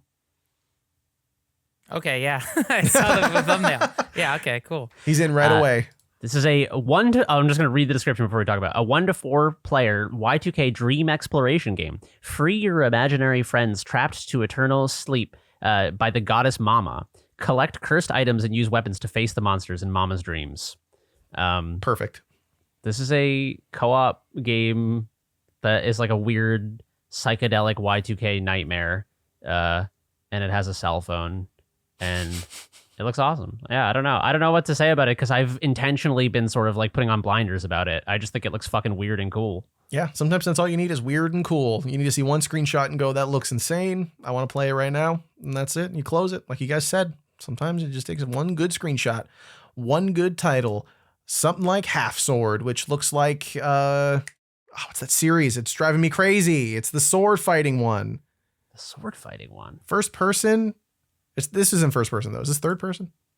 This is not first person. There's some first person in the videos. Oh, is there? I've only ever played it in third person. Okay. Half Sword is a physics-driven Mountain Blade. That's what I'm thinking of. Oh, okay. I can see that. This is way more like physicsy than that. This is like, you have your like ragdoll body and you like swing the sword and then it bounces and your sword like hits you in the chest. This is like a medieval combat simulator driven by physics. It's blown the fuck up because it's a very funny game to watch. So a lot of people have been streaming this, even in early access. Some very big streamers have supported this game. So I have no doubts that it will find its audience, but I wanted to mention it because I think it looks like a lot of fun. And yeah, I don't know. I feel like a lot of sort of like medieval combat type games are more like authored animations, like Dark Souls kind of stuff, where even if they're sort of, like simulation in the sense that the animation plays out and like the colliders are animation driven and stuff like that. So it's a little more simulation-y. This is like the animation is reactive. It's physics driven. It's reacting to your sword hits their shield, your sword bounces back and you sort of like stumble back like a little fucking rubber hose guy. And it looks silly and fun and cool. And also it's just like that mixture of brutal where like people are getting like dismembered, but it's also like people are like bouncing around and all fucking silly. I feel like it captures a really weird macabre sense of humor. Yeah, very vaudeville. Like I've never watched two people kill each other with swords, but I imagine when you did, it was both terrifying and also kind of awkward and fucking weird because people are like getting like tired, they're like running out of breath, and they're like your sword is stuck in the other guy and you can't quite get it out, and he's still alive, but like dying. He's like with screaming, and you both fall Yeah. in pig shit or something. Like I feel like killing a guy with a sword is probably. Well, I was gonna say it's like funnier. It's probably not funny, but it's probably like wackier than you might think. It's a morbidly hilarious thing to do. Critics are calling it the funniest game of the year. Half Sword. Well, funniest game of 2026 for sure. That's everything from the first quarter of the year, and it's an hour and a half in. So we're gonna, and luckily the rest of the year, not a ton of stuff has dates, so it's a little easier for us to get through it all. And then we'll just run through everything that has no date for the rest of the year at the end of the pod here. In April, we've got Pragmata, which we were talking about on not last week, but 2 weeks ago. We were talking about it on the podcast, at least a little briefly, based on the demo that they put out on Steam. You should totally go check it out. Launches April 24th. You get to play as a big guy named Hugh, who has a girl named Diana on his back. That seems fun. That's all you need to know. Saros, the new game from Housemarque. They're doing another one of those Returnal style third-person shooters, all about dodging a lot of bullets and doing a lot of bullet shooting yourself. Stars Raul Coley, so the performance will be good, but also the game will probably be really fun because Returnal was awesome, and I'm glad they get to take another spin at that. Launching April 30th at Saros. And then there's 2 games launching in April that don't have dates, so that may move around, but I know Frank is really excited for Yun Yun Syndrome Rhythm Psychosis. He talked about it in our Next Fest video from not too long ago. This was the rhythm style, obviously it's in the game, rhythm game where you're playing. Are you playing as a streamer in this one? Is that what it was again? No, this one you're it's very similar to Needy Streamer Overdose, but like you're an otaku girl who doesn't leave her room. She's afraid of going outside her room. She only goes out when her mom leaves to get like Red Bulls from the fridge, and she's obsessed with Dempa music. And then a demon or devil shows up in her computer saying, "Hey, these Dempa songs have UFO conspiracies in them, right?" And what? Yeah, keep playing them. You'll discover the mission. So you fall into this conspiracy hole, and you have to keep playing rhythm games to learn the thing. And the rhythm game is like on the keyboard, middle row, and it's like all good new like Dempa hyper like pop stuff, all Japanese like chibi music. So yeah, I'm in. It's like half visual novel, half rhythm stuff, but the rhythm is good, the music's good, all the art is really cute, and it's very funny. So yeah, there is a demo, you can play it, and yeah, tentatively April 2026. So yeah, I'm very, very stoked. Yeah, lots of cool rhythm games coming out the last couple of years, especially that aren't just straight up doing a Guitar Hero thing again. So there you go. Yeah, Yun Yun Syndrome, Rhythm Psychosis, another one launching in April with no date. In Konbini, One Store, Many Stories, a game where you play as a Konbini customer service worker who has to clean up shelves, talk to customers, and run the cash. Pretty cool little experience, a neat idea for a game, sort of meditative. It's almost like the reciteer to Yakuza, in that you run. Although I don't know if somebody's going to come in and just break everything and get into a fist fight outside of this Inkomini. That would be kind of cool. But yeah, this one's focused more on the customers who keep coming in, you talking with them and taking care of the store as you see fit. It's pretty cool. It's like a little decoration style game about labor and how much fun it is to work retail sometimes. And those are the releases that we have listed for April. Only 2 here in May, pretty short month. Paralives is launching on May 25th. This is in a, I think, new wave of Sims-style games. This is a Sims-style game where you get to make your own characters and do everything you would expect, but it's done by a much smaller team. It was supposed to release in 2025, but it was delayed to 2026 to make sure they had everything they were looking to add to the game.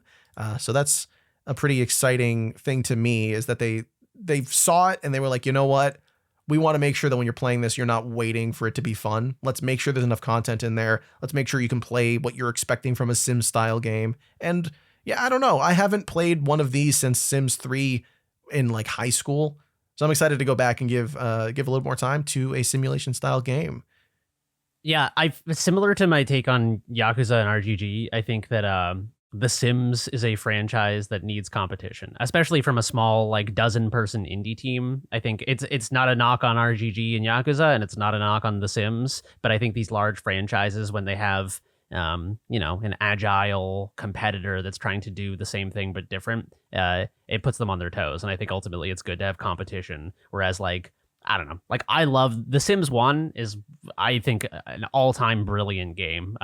It's, I really respect Will Wright's work from around that period. And The Sims kind of encapsulates this, like, taking ideas from outside of games and making games about them that are really interesting. And this, like, toy-like relationship to games, that games can be like toy sets that play back with you and give you feedback as you play with them.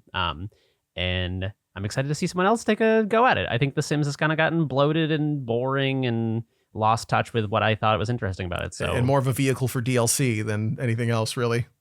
Yeah, it's become more of a toy and less of a reactive toy. I feel like The Sims 4 to me feels like it's so bloated with extra bullshit that it's lost kind of its edge. Agreed. That's why I never really even gave it a chance. I was like, that's not for me, man. I played The Sims 3. It had all the DLC. That's all I needed. But Paralives looks like a neat spin on it. And also, I think Jake Solomon, the XCOM director, his next game that he's making alone, no, that he's making with a big team, is supposed to also be a Sim-style simulation experience. So, yeah, like I said, I think there's a interest in there being different spin-offs of that idea that are focusing on different parts of it, whether that's relationships or the opportunities to tell stories in that sort of environment that The Sims offers. So that's cool to see people taking a crack at it, because it's a pretty complex thing to make, but I think like you said, worth trying. And at the very least, if it gets The Sims 5 to be more interesting, that'll be cool for me. Also in May 29th, Lego Batman Legacy of the Dark Knight. Yay! I have a soft spot for the Lego games, and this looks like it's trying to be more like an Arkham-style Batman game as opposed to, Lego Indiana Jones, but this time you're Batman, or Lego whatever, but this time you're Batman. So that's neat. I don't know. I'm looking forward to it. It's Batman. Batman's usually fun. And that's May. In August, we have... So this is another one where I was like, I don't know. I was looking this one up, and I couldn't find this particular date. So let's just say in 2026 at some point, until somebody Googles it and finds it before I finish what I'm about to say. Marvel Tokon Fighting Souls is supposed to release. Things can shift around and move. I am reading August 5th. Who knows? But that's the Marvel fighting game from Arc System Works, correct? Looks great. seems like it plays really well. Everyone who I've heard give it a shot has said it feels fantastic. It's like a tag fighting game where you are the soul transferring between different Marvel heroes. Sure, I'll play it. Arc System Works makes some of the best fighting games of all time. That was the only release in August that we have a date for. But in September, there are two. One that we talked about a couple weeks ago called Phantom Blade Zero, releasing on September 9th. Big, Souls-style action game based on... Was this the Wuxia one, or was there a different one that was Wuxia? I think this is the Wuxia one. No, it's the Wuxia one. Yeah, and this is the Beijing team, so... The thing I forgot to mention too is I think it has the flying guillotine, which is so sick. Oh hell, I want one of those. So we'll see. I'm on an email list, so maybe I can get a code. So if so, I'll like it. No, I don't know. I don't know. I played it. It was funny. It wasn't at 2025 Summer Games Fest. It was at 2024 Summer Games Fest. But yeah, it felt like it leaned into old school Hong Kong cinema stuff. So yeah, the fact that there's a flying guillotine, I don't think we've ever. I hope maybe I'm wrong, but I don't know if we've ever had that in a video game. And maybe I misremember it, but Anyway, everyone should go see Master of the Flying Guillotine. It's one of the best films of all time. But so good. I don't remember if you had it or the boss had it, but they referenced the flying guillotine. I'm like, perfect. It's the sick. I think Tarantino used it in Kill Bill. Maybe I forget. You guys are giving me so many movies to watch in just this one podcast, but also this week in general. This is so cool. This looks so funny, man. This movie's awesome. Yeah, it's awesome. I saw this as a kid and was like, what the fuck is happening? That's awesome. There you go. Yeah. Phantom Blade Zero, September 9th. Also on September 9th, they're finally releasing a Halloween game, not the holiday. It's not a holiday, not the event, the cultural event that we all engage in, but the movie series, Halloween, Michael Myers. Is this Ilphonic, the Halloween game? I didn't even know this. Yeah? Okay. Yeah. They're making their own Halloween game. Pretty cool. Is this supposed to be like Dead by Daylight again? Yeah, that's what I think. When I see it Halloween, I'm assuming it's like Friday the 13th and Dead by Daylight, like the asymmetrical horror. Yeah. As soon as I see those words, I don't care. So I don't know. I have no idea what this is. I had a similar feeling with the Killer Clowns game. That's also one of those, isn't it? I think it is. That's very disappointing because I thought this was going to be like a immersive. Like when I played Alan Wake 2, the beginning where you're just walking around and looking at stuff and it's vaguely creepy. I was like, that's what I want. I want that game. I want a AAA studio to make a game where I just walk around and I'm scared. On paragraph 3, they bury it. In a dynamic and ever-changing 1v4 asymmetrical I'm out. I'm sorry. Boo. Sorry, guys. Look, they could have done like a Resident Evil 3 Nemesis. I was going to say Mr. X exists. Just do that. Right? It doesn't, again, single player. If Bungie's Marathon single player campaign, I'll play it. That game looks awesome. I hate PvP. I don't like it. So unless it's Battlefield Call of Duty, it's like... I like PvP in certain contexts. Yeah. I think this is a ridiculous context for it. Dead by Daylight's popularity has done irreparable damage to the AAA Outlast horror. series is one of those now too, isn't it? An asymmetric kind of thing. Evolve needed to wait about 6 years. I think it is. Don't quote me on that. No, my friends were mentioning about it. There's a new multiplayer Outlast that's free on PlayStation Plus, and I think it's some kind of multiplayer. Is that Outlast Trials? That one? Outlast Trials. Outlast Trials. Which when I heard Trials, I thought that was the motorcycle game. That was cool as hell. I thought it was a horror stunt bike game. That would be a great crossover. Where's that? I don't care about this hide from the monster with my friends game. Oh, yeah. See, all my video game tastes, a lot of my game tastes were developed before online multiplayer in terms of console. I know every Doom Deathmatch in the 90s. Okay, I get it. I have a good PC in the 90s, but. All my console tastes are Resident Evil, you're by yourself, like Tomba, but you're by yourself. Make it now everything's forced multiplayer, and I hate it. I hate it. It's not exciting. I agree with you for sure. I'm never like, oh, it's only PvP. Oh, it's only multiplayer. Okay. I'm 30, man. You know how hard it is to get 4 people together to spend more than 45 minutes playing something? Come on. Gotta hire a babysitter. Exactly. Yeah. Now I gotta hire a babysitter. This sucks. I'm the father, not the babysitter. I hate when people say that shit. Are you babysitting today? It's my kid, you dork. My friends get that all the time. I'm parenting today. Yeah, exactly. I'm always parenting every day because I'm not a deadbeat. There you go. Halloween. September 9th. The only game in November that anyone gives a shit about that's real, that assuming it doesn't get delayed again, will change video games forever. It'll save the games industry. Grand Theft Auto 6. November 19th. Do you guys think that's it? Do you think that's the release date? I think it's getting delayed. Do you think it gets pushed to 2027? It's so close. I could see them pushing it I could see them pushing it to December. Yeah. I don't know. Yeah, I feel like they would rather push it out in 2020 6, then push into 2027. I could see it still getting delayed. Again, so I hate trailers, so I hate preview stuff. Yeah. When it's out, let me know. Don't say anything. But I get the whole game, the whole world's economy is riding on this game. The other thing the too, NVIDIA of games. if they launch it, I don't think it's launching with online multiplayer ready to go, because that's what they did with GTA 5. It took like a month for GTA 5 online to go get launched. I wonder if think that's this why will it come got out- delayed. I think maybe it was supposed to come out this year, and they were like, "Well, wait for online multiplayer." But they see like this is the whole. Any Yeah, I reason wouldn't anyone be gives a shit about surprised. GTA 5? That was GTA 5 made so much money, but Yeah. I would argue that it was like hundreds of millions of dollars were solely because of the online stuff, because that's still huge. That's Yeah, like people still do it. They have battle pass monthly. They're still like the updating Rockstar it. Club. There's new Yeah. content and it's all been the part time. of the Twitch meta for like fucking 8 years. I don't know. Like GTA RP has been like a huge fucking thing forever. whole documentary about some of the people who do it. It's crazy. Whoever made that was so smart and ahead of the time. Yeah, GTA 6 is like, it's a force of nature. I don't necessarily know if it's going to be great. I haven't played it. I don't know anything about it other than the, story setup. So maybe it'll be good. Maybe it'll be, another GTA. Regardless, it is, it's basically the Jesus of gaming. Once it returns, it will save everything and it'll sell 1 billion PS5s and everyone will have money again. It'll be great.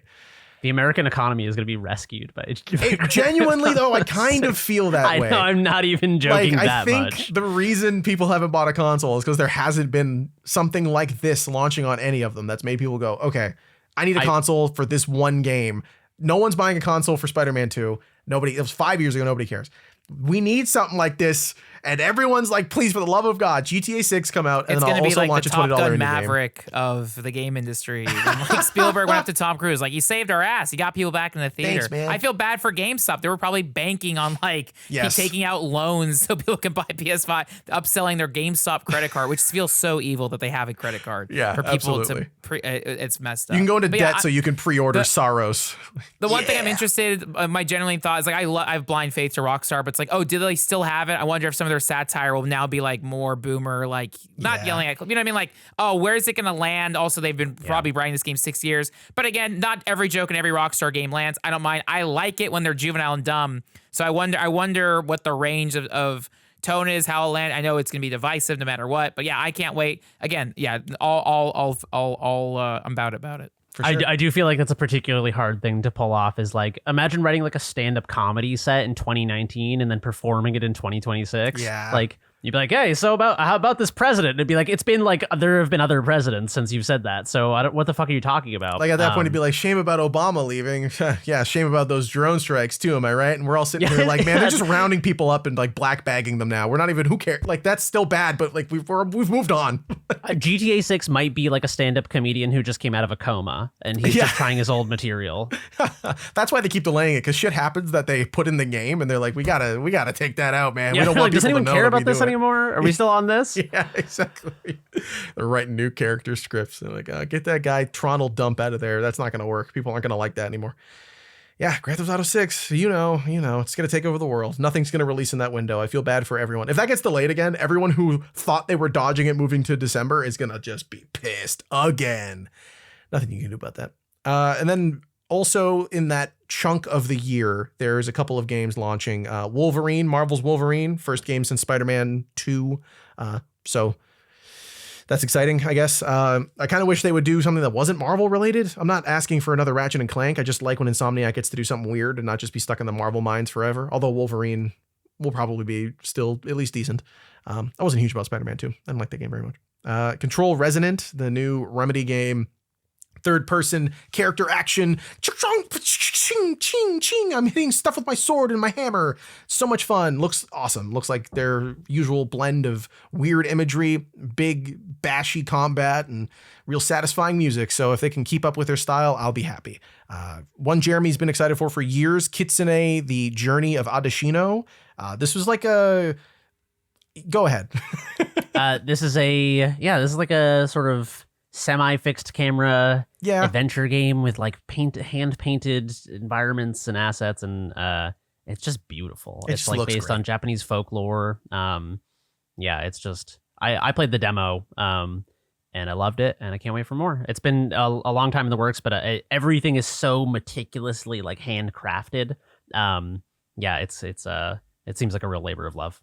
Yeah, real beautiful looking game. Another labor of love, Elation for the Wonderbox 6000. Jeremy was over the moon about a demo for this a while ago, where you talk to a bat. Well, you interact with a bag of trash and then have a very deep personal conversation, monologue perhaps, and lots of other weird stuff happened in the demo. But the trailer, and I'm sure you've seen other stuff about it in development, all looks really cool. Have you seen more of this past the demo that's got you excited? I'm assuming. No, I mean, I've seen like the stuff that Was the that dev demo has posted. all it took for you to be on board? No, I'd been following this game before the demo. Oh, okay. This is Digital Tchotchkes, the developers. It just has like an incredibly singular, idiosyncratic style that's like, I don't know, like horror. I was gonna say Wallace and Gromit, but I feel like that undersells how cool and singular this is. Yeah, this is about you're trying to find a game from your childhood that no one else remembers. So it's like a game about games, but it's in this bizarre sort of bleak claymation horror dystopia. Yeah, it's awesome. The writing is so good. Every single thing you interact with in this game gives you memorable lines of like weird, thoughtful dialogue. So yeah, I just think this is going to be a special game. Yeah, very cool art style. And if you go on the developers on Digital Tchotchkes itch page, which I'll include a link to in the description, they have a bunch of a list of games they call full-throated endorsements, which all look fantastic. There's 3 verses on here. Norco's included in the list, and then a bunch of stuff that I've literally never heard of before, but looks amazing. So very cool list of games there. And also they include some of the Indiepocalypse collections on itch, which I have been checking out myself, and they're very good collections of games. Itch.io, mad underrated place to be playing weird, cool stuff if that's your jam. And also Outward 2 is launching next year. I didn't know about that. Yes, Outward 1 was a very weird, very sort of divisive like game. Brutal, like a real like 6 or 7 out of 10, but kind of a masterpiece if it clicked with you. Right. Very brutal, like Souls adjacent sandbox adventure game. I did not play a ton of it, but because I wanted to play it co-op, and every time I try it co-op with someone, they're like, "This game is hard and weird and bad." But I really like it, so I'm excited to start a co-op series for Outward 2? I'll do it with you. Yes, yeah, I would love that. Let's do it. Okay, cool. Patreon.com/Noclip2. Or maybe we'll just do it. Whatever. We can just play it and have fun, and hang out for free. Do it. Nah. For free? Right. Play video games for free? For free? I don't think so. No, we should just play it. Yeah. We're not gonna. So the rest of the stuff for next year with no date. We've gone through everything that has some sort of release date in some capacity, whether that's a month or a day or a rough window. But there's a ton of stuff that's been announced for next year, or that, you know, is there. They feel confident saying next year, but we'll see about that. Just an absolute long list of games here. I'm just gonna start rattling them off. If anyone feels very excited, feel free to hop in. I'm gonna start off here. Forza Horizon 6. Onimusha, Way of the Sword. Okay, Forza Horizon 6 takes place in Japan, so that's my most anticipated game of next year. Can you get out of the car in this one and walk around? That's the dream. I love the Forza Horizon games. Again, it's kind of the same conversation with like Skate, where it's like, I like driving, like doing the races. I hate so much of the extra fluff in Forza, the voiceovers, the tone of the game, some you can't skip cutscenes. It drives me crazy. I hate the writing in Forza. Hey, Hermano, are you gonna get out of the way? An arcade racer should not have any riding. Why? Like, I don't know. It annoys me. But whatever. Although maybe if this game lets you play in Japanese, I won't mind. But yeah, I'm not even kidding. Like I know Forza you're not kidding. That's why it's funny. Forza Horizon 5 takes place in Mexico, but it's like, hey, Olaf, friends, I don't care about. You're not a Mexico. It's so bad. What would be a weeb for a Mexico? You're Mexico, the country. Whatever that would be. If only you were that, then you would think Forza Horizon 5's writing was good. No, but I like 5, but it's like the fact that it's like the most blandest corporate English. Like the writing, it's like such crappy corporate writing in Microsoft's open world racer, but the gameplay is phenomenal, and I love grinding all those games. And 2025, I didn't have like a cozy racing game I clicked with. So I'm very hopeful for Forza Horizon 6. Didn't you play Tokyo Extreme Racer? Does that not fit the cozy bit? 1.0. So the PS5 version's in 2026. Okay, I'm excited for. Again, it's the early access thing. I love Tokyo Extreme Racer. Then I got to the end of all the content, and then great, they're gonna patch it. 1.0 came out September 2025. I'm holding my breath for the PS5 version. So yeah, maybe Tokyo Extreme Race will be my game of 2026. But yeah, Forza Horizon 6, I'm very, very excited for. No release date, so hopefully they launch it. I have Game Pass, so I technically own it indefinitely. Right. I'm a shareholder, stakeholder. I don't know, but yeah, the fact that it takes place in Japan makes me very, very excited. So I'm looking forward to it. Yeah, very cool. I just want to say that a weeb for Mexico would be a gringo taku. Gringo Taku is. Did you just come up with that? I did. You're a wizard of words. I've been holding on to that for the 60 seconds since you said it. Gringo Taku. Oh my god. Oh, love it. All right. Back to the list. Onimusha Way of the Sword coming out next year. This year, whatever. I've been saying next year. I've been messing up the years too. It's fine. You know what we're doing here. 2026, baby. Yeah, 2026 or next year or this year, whatever makes sense to you. Or if you're listening to this podcast in 2027 because you've gone through the backlog. Then it was last year. It's last year, yeah. Exactly. You're welcome. Thank you for catching up. Yoshi and the Mysterious Book, that Yoshi game. Finally, we're getting another one that's it's cute on the Switch too.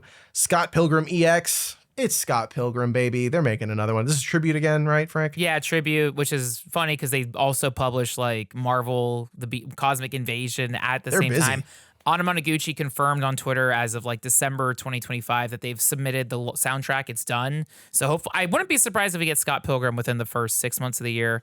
But yeah, it looks awesome. I'm very, very excited. And they are down if we want to do interview or do anything with them. Peter said hit him up. So again, on the Noclip 2 channel, there's an Anamanaguchi video where he's kind of talking about Scott Pilgrim, but I would love... That's like maybe my one indie studio I would love to do something with is Tribute in Montreal. I've known them for like a decade. I've known everyone involved at Tribute. Like Tribute Games with them for a long time. Anamanaguchi in Australia is one of the greatest pixel artists, Paul Robertson. So it's like I have all these friends, and here they are back working on this game. So I'm like, oh my god, please, yes, I'm excited. Dude, that would be awesome. Yeah, fly you around the world too. Let's get you to Australia, Quebec. Well, yeah, we'll have a poutine or whatever. Putain, they'll kill me if I say it wrong. Tank Rat also launching next year. There's a bunch of stuff from the Game Awards. I'll just rattle them all off. But Tank Rat I want to mention specifically because you can actually play it right now if you thought that demo looked good. Not the full release of the game, but a version of the game called, let me make sure I get it right. It's Tank something. It released on the Epic Games Store. The Tank Head sounds right. I did post about it on Blue Sky. Yeah, the game is available now in like an early access form, but they're renaming it and I assume changing and adding a bunch of stuff. But you can pick it up there, and if you thought it looked neat, give it a shot, and then, if you didn't like it, refund it. But I think if you buy it on the Epic Games Store, Tank Head, you'll get Tank Rat for free. So there you go. You can't go wrong. Although, unless you want to play the full version and not spoil it for yourself, then don't do that. But yeah, Tank Rat. Orbitals from the Game Awards. There's a trailer for that. Ontos, new game from the Soma team. Order of the Sinking Star. John Blow made a Sokoban. Ace Combat 8. It's another Ace Combat game. Tomb Raider Legacy of Atlantis, I think is the remaster of Tomb Raider, but there is a new Tomb Raider. I don't remember what the subtitle is, but releasing in 2027, tentatively.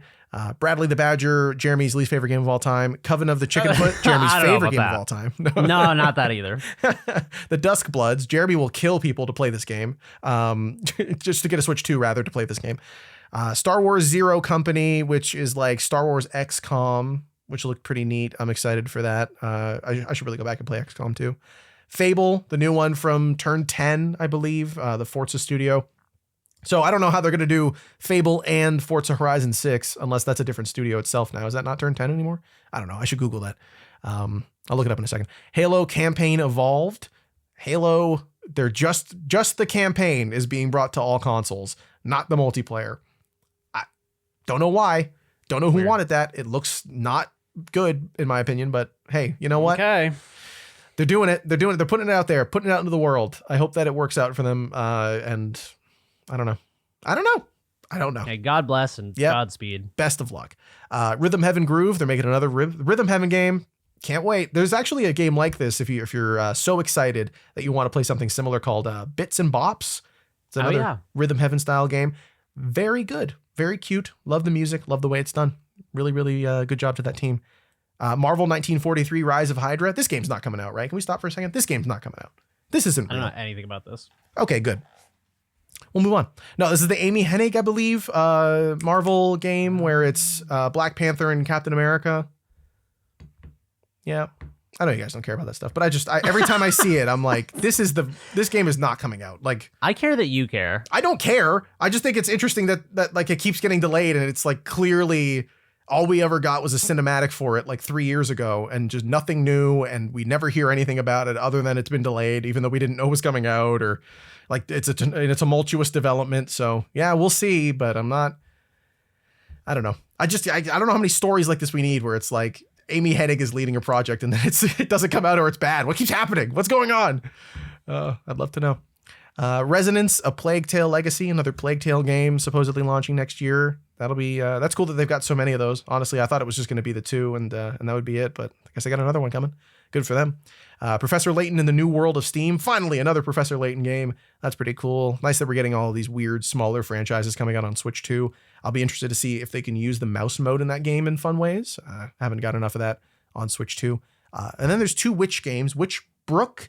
Witchbrook looks cool. And Witch Spire. Witchbrook I don't know Witch Spire. is the Chucklefish game, I believe. Yes, Witch is Spire. it's like a co-op witch life sim game. It looks very cute. Yeah. I would like to play it with my friends. I agree. Very, very cute. And then Witch Spire kind of looks like, no disrespect, League of Legends. It does. Right? It totally has that. But it's like a survival crafting game, isn't it?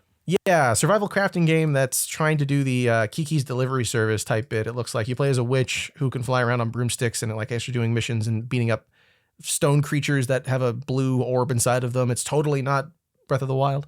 It looks very cute. I really like the art style. It looks really nice. It's vibrant and it's, you get to play as witches. We need more of that in gaming. So very cool. I think it looks nice. I'd never heard about it before this conversation though. So Witch Spire. And then is this right? Is it The Blood of Dawnwalker? Or is it Blood of the Dawnwalker? It's The Blood of Dawnwalker. Okay. Because it always sounds backwards to me. I have it in the list here. I swear it's supposed to be Blood of the Dawnwalker. I remember I pointed this out. If you go to the Steam page, I don't know if it's still the case. They have a trailer uploaded where if you hover over the trailer, it'll tell you what like the file name is or the title of the trailer is. And it says Blood of the Dawnwalker. They reverse localized it. They took the title and made it less natural in English. Oh, it's so confusing. It's just the funniest thing. No one's ever going to get the name of this game right. It's an SEO nightmare. But yeah, new game from one of the leads on The Witcher 3. They broke off and made their own studio, so it'll be interesting to see if that works out for them. A lot of stories like that lately of big leads on big games splitting off and making the same thing. Nagoshi, Leslie Benz with Mind's Eye. I hope that works out too. I feel like that might be sort of the Benzies rather. Sorry. It seems like that is sort of the answer to a lot of the sort of like AAA quad A bloat, is that a lot of talented people who are in sort of like middle and upper leadership positions are splitting off and making smaller teams to make sort of like ambitious AAA feeling games made by smaller teams. Yeah. I think the smaller the team you have, obviously there are sort of like tech limitations to what you can do, but it's like you get to have a more sort of like exacting vision that is controlled by fewer people, so you can create things that are interesting and weird. And yeah, like I said, hopefully we get like a weird Sims made by 12 people that's somehow better than the Sims 4. Yeah, they can focus on the things that they're good at instead of trying to just cram everything in there. Neverway, Jeremy, you're excited for this one. Is this Lena Raine's game, or am I thinking of something else? I didn't know about their involvement in this, actually. I might be wrong. I don't know. I think Disaster Piece is doing the music for this. Okay. Oh, this is the pixel artist that was working on the game with Maddie Thorson. Yes, this is Pedro Medeiros. Okay. And I am struggling to remember the name of the programmer. Is it Fia who's involved in Cold Blood? I don't know. We've done a billion games on this episode, so it's hard to remember. Yeah, exactly. All the names are crossing over. I'm sure I've said a million things wrong. But yeah, Cold Blood is making this game, a new developer. And yeah, they look fucking great. Sorry, I'm trying to find this person's name so I don't like disrespect them by leaving them out. But Neverway is like a horror kind of life simmy, kind of like adjacent to Stardew Valley, I would say, but it's Isa, not Fia. I knew it was 3 letters. Okay. Isadora.codes is at Isadora.codes. This game looks great. The style is unbelievable, like incredibly limited palette, weird sort of maybe like Tim Burton-esque horror a little bit, but not in I'm not trying to be reductive by saying that. I just think that it's like a nice touchstone for back when Tim Burton was cool. Yeah, it looks awesome. Neverway is one like top 10 for next year for me. Yeah, I love the look of it. It looks really cool. I'm excited to give it a shot. And the Lena Rain game that I was talking about, the composer for Celeste, or one of the composers for Celeste, they're also making a game called Another Real. That's what I was thinking of, which is nothing close to Neverway, but everything's overlapped in my brain. Ex-Celeste person made a video game, and they're all just like in the same folder in the cabinet of my brain. Yeah, that was Neverway. And then Big Walk. Big old, multiplayer 4-person experience out in the woods, big megaphone thing. Seems like one of those, I don't want to say friend slot, but you know what I mean. Like Peak, stuff like that, where you're hanging out and just doing cool stuff, going on little missions. What game did they make previously? Is this the Untitled Goose Game developers? House, I believe is the name. That sounds right. Yeah, I feel like that's right.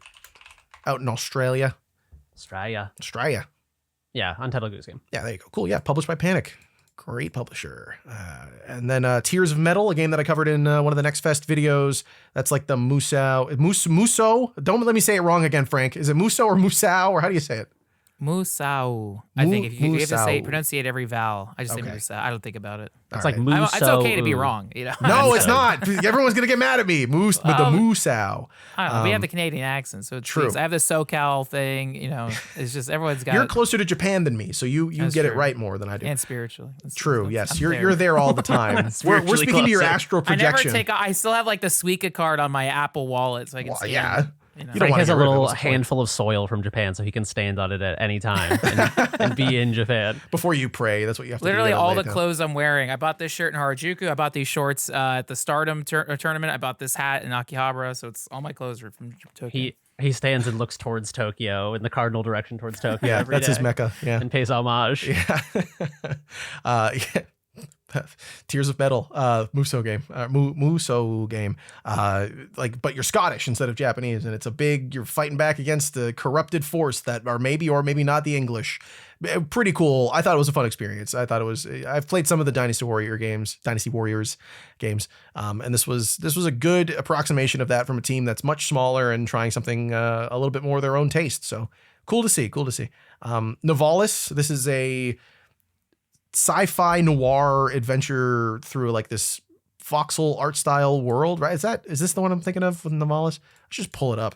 This has been in development for a very long time. I feel like I heard about this in like 2016. I could be wrong, but yeah, definitely been waiting quite a while for this one. Yeah, this was what I was thinking of, the sort of like voxely, almost pixel art 3D style to it. Very, very long waited experience. I can't wait to see how it actually ends up playing. Looks great. Looks awesome. If you guys have seen Cloudpunk before. That's what I was trying to remember the name of a game that this reminded me of. Yeah, it's in the same sort of wheelhouse, at least visually, and Cloudpunk is more about like driving, right, between locations, and like you're a taxi driver. I haven't given that one a shot actually, but definitely a similar art style. So cool to see another weird cyberpunk style game. Hey, someone should make a documentary about Cyberpunk 2077. At some point. Who would ever do that? I don't know. I can't imagine it's a team. Maybe eventually. Densha attack. It's a Japanese word and an English word smushed together, so I'm just going to say it like that. Densha attack. This is that weird, there was a trailer for it at some event. I don't remember which one, but it's the one where you are playing as a train and you're doing cool trick. That's it. That's it, right? That's all you need sometimes. You're doing cool tricks as a train, and it looks like a Sega Dreamcast game. If you told me this was Crazy Train, not the, oh my God. Yes, Jesus. Crazy Taxi. Not that one. It looks bomb. It looks off the walls. I love it. I think it looks amazing. It's one of those games that I would have been screaming about as a child. So there you go. Densha Attack. Check that out on Steam. Valor Mortis. This was one Danny was really excited for a little while ago. I think you guys saw at Summer Game Fest, Frank. Is that right? Yeah, I have to look it up. Let me see. It's like a first-person Napoleonic War Souls game kind of thing. Yeah, melee combat and guns and all that. Yeah, that's cool. Is it French? I think it's French. Feels French. I don't know. Is that Italian? Valor? I'm just checking here because from the creators of Ghost Runner. That's what it was. That's a great series of games. So I was already excited for this because I heard all the positivity, and yeah, it does look extremely French from the screenshots I'm looking at here. I see the flag. Are you Napoleon? No, you're fighting Napoleon? Sure. He was basically the original Souls. Yeah, you have risen for Napoleon. Okay, you died for Napoleon, you served Napoleon, you have risen for Napoleon. Napoleon was the original Dark Souls villain or hero, depending on how you think about it. When you think about it, there's another weird little indie game from the Spiritfarer developers called Mono Moon, which I'm pretty excited for. It looks really cool. They're describing it. I'm sorry, as a Metroidvania. I'm sorry, I had to say it. They're describing it like that, but it looks cute. I like their previous games quite a bit. My wife played a ton of Spiritfarer and said it was probably one of her favorite games of all time. So I know she'll at the very least be playing that, and I can watch her. And she already saw it and said, that's the cutest game I've ever seen, which I was like, you're lying. That's a lie. You've ever seen? You've seen so many games. What a liar, my wife. Don't tell her I said that. She'll be very mad. Another one coming out next year, potentially. There was a trailer for this at, I want to say, I'm wrong. There's no point. Who cares? A trailer at some point for a game called Chronoscript: The Endless End. Very interesting art style to it. You're like a character in a book where all of the story pieces have been smushed together, and you have to maneuver through this book, I think, trying to escape. And the art style is like this bright, colorful, and then also sort of like laid back style too. I think there's filters that they put over the video, and there's a version of it at least that like isn't so dark, but you're moving through these environments in this scratchy pencil art style. It looks fantastic. Like it looks like a really talented kid's sketchbook when they get bored in math class, and you're just playing through that as a 2D adventure game. I think it looks awesome, has a lot of weird mechanics to it and some puzzle solving. It's a little gross at times. So you know what? I'm in. That's all I need. Gross and looks good. Another one, we're almost done, folks. I promise. There's like 4 more. There Are No Ghosts at the Grand. That's another one coming out at some point. It's like a musical weirdo game. Pretty cool. Tenebris Somnia. This was, who's publishing this? This is a, is this Dread XP? No, this is this is a New Blood game. New Blood. Right. Yeah, it's a pixel art 2D retro survival horror game that also has live action horror sequences in it with crazy fucking practical, not effects AI generated visuals that are like disgusting and weird and so cool. There's like a face that has another face that's upside down in it. It's very scary. It looks insane. Yeah, terrifying video game. Check that one out for sure if you like weird, creepy stuff that's doing mixed media things. Tower of Tears, not the trail. Hold the trail. It's a tower instead. Jeremy, you put this one in here. Do you know this? I said it looked like you're playing as an onion. Yeah, it does look like an onion. It's a tear. Onions make you cry. I could see how you would end up there. Maybe it is an onion, now that I think about it. It looks like a tear to me, but this is like a low poly survival horror game with Metroidvania structure. I don't know a ton about it. I've just been following the developer for a while, and I like the art style, and the genre sounds interesting, and I want to play it, and it looks weird and cool. Yeah, it's got that flat sort of shading style to it, like an N64 style game, right? Yeah, it looks cool. I like the way it looks, and doing little flips. And then the last game we've got on the list here is Derelict, which I had not heard of before, but looking at these screenshots and watching the trailer, it looks like Alien Resurrection. Yes, this is a game that was sort of like a passion project from a developer who was doing like visuals on a larger team for a different game, and then went out and did their own project, and then it got picked up by a publisher, and then the publisher folded, and this game was kind of like orphaned, and now they're finishing it. Oh, I remember you telling this story. Yeah. So I think I would like to talk to Viswig, the developer, at some point. I have seen them in the comments of a Noclip documentary before, so I think they might be open to it. But Viswig, if you listen to the podcast, hit me up, or I'll hit you up. This was really our pitch episode where we said all the things that we would like to cover in the future. And if the developer thinks that sounds exciting, hit us up, leave a comment, send us an email, join the Patreon. You don't have to do that. You could just send us an email. That was a very long list of video games that we talked about for about 2 hours there of things with fixed release dates, potentially stuff that's all over the place. Again, as we always say, I imagine the games that will end up in our favorite games of 2026 will end up being stuff that we didn't even know about until a week before release, or a couple of weeks before release, or months after the fact, when all the cool people play it first and then tell us about it. But that's what we're supposed to do. We're the cool people who tell you about stuff. So we'll try to stay on top of things as much as we can next year. I know I'm going to keep doing that, as I always do. And the rest of the team, we're all going to continue to do the work that we do of highlighting great video games. And welcome to 2026, listener. We're still in the past, like I said, so we don't know how it is over there. I hope it's not too hot. I hope it's still snowing quite a bit, but just in the pretty way, not in the way that it gets dirty and I have to shovel it. What are you guys feeling for the new year? Since we're still working our way towards there, is there anything that you're non-gaming looking forward to? Do you have a nice 40 item list of movies no, just anything you're looking forward to? Frank, I know you've got another trip to Japan, which is always on the mind, but March 6th through 16th, and I can always like wiggle that if I need to. So I already have a front row ticket to Stardom's Cinderella tournament at the Yokohama Budokan. I have a ticket for PvP Tokyo. So yeah, I'm seeing 7 wrestling shows tentatively. I put a bid in for the Nintendo Museum. Hopefully I can see that. Yeah, I don't know. I'm trying to think what I have listed. GTA 6 is on my 2026 list. It's already game of the year number 2 at least. I have a dentist appointment March 5th. But I'm Gotta pay taxes, and I have a dentist appointment. You're so 35. Yeah, I technically, I think I got cheaper health insurance in 2026. So for a year, my health insurance spiked, and I didn't go to the doctor because the copay was so much. So I just didn't go to the doctor this year because I could not afford it. But 2026, same, bro. Same. 2026. Yeah, I broke my arm riding my bicycle, and then this was 2024. And then I went to the doctor, got a bunch of physical therapy, and to a bone doctor. And then the health insurance company was like, "Oh shit, you're using this? Let's now charge you an insane amount." And so like, yeah, I had horrible health insurance for this year. And my accountant was like, "What the hell are you doing? You got to fix this." So hopefully 2026 things are better. But yeah, I don't know.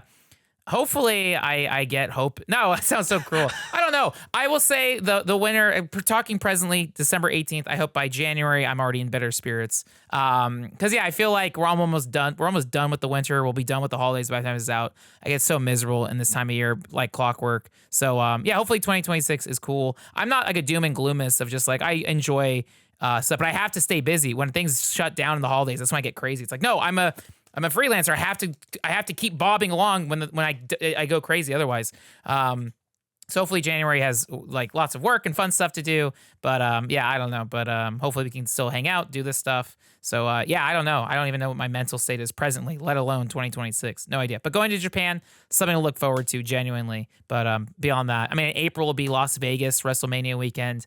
I'll probably go to Japan in summer, and that's it. That's all. We'll see. Yeah, no, good. Good that you've got those things to look forward to. I also hope that next year we get to continue doing all this talking and keeping up and chitting and chatting like we normally do. I think this is like something I look forward to so much all the time, is doing the podcast and hanging out with you guys. So the more we can do of that next year, the better.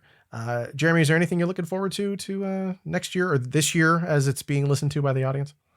Yeah. I have a lot of ideas for what I'd like to do with Noclip 2.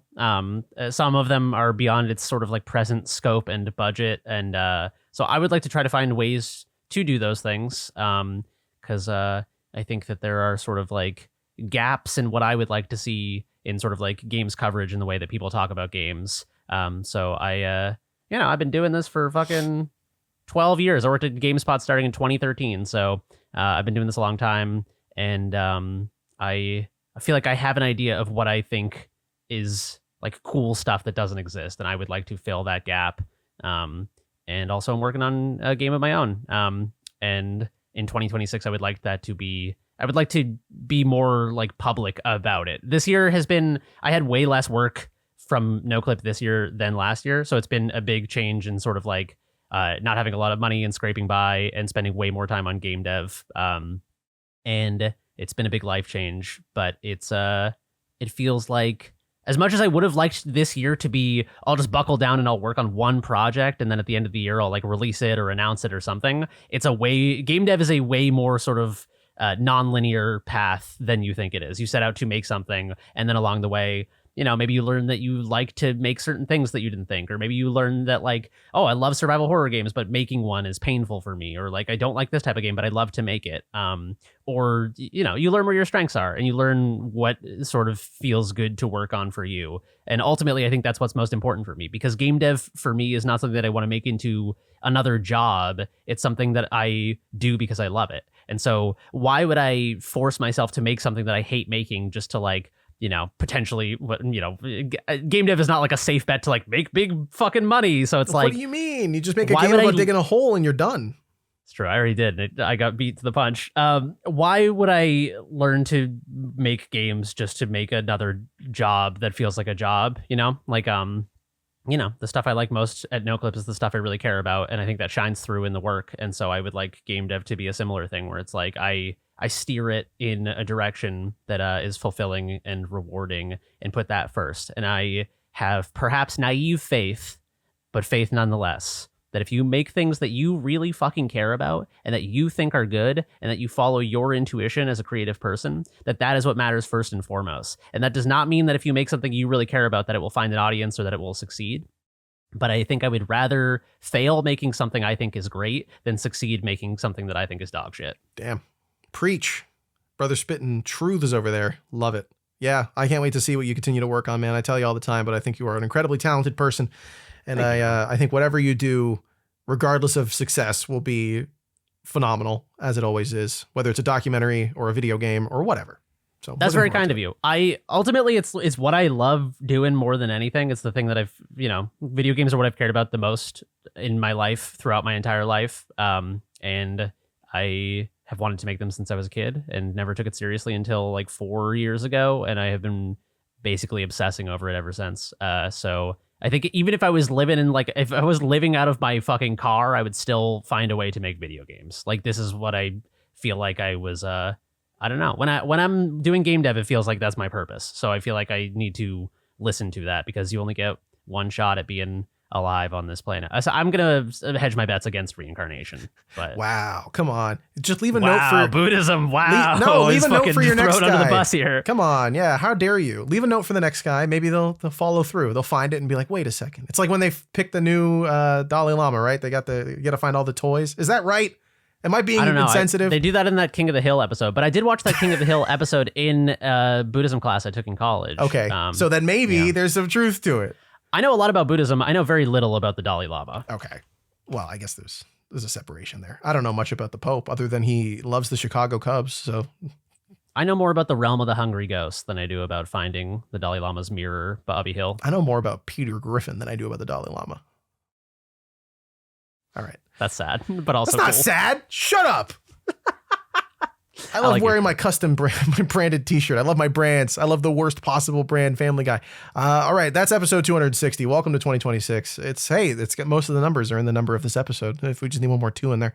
Thank you so much for listening to this very long podcast about all of the upcoming games. I hope we've given you too many things to be excited about and introduced some new cool stuff to you. And we'll continue to do that throughout the year here on the podcast, on Noclip 2, and at patreon.com/Noclip, where you support all the work that we do, and we do cool stuff for you in exchange, including documentaries and podcasts and loads of other stuff. Again, that is patreon.com/Noclip. You've been listening to this whole thing. You have to be at least some degree of a fan of Noclip and the stuff that we do. So if you're not already supporting us financially, it's all right. You don't have to, but it would be nice. It would be nice.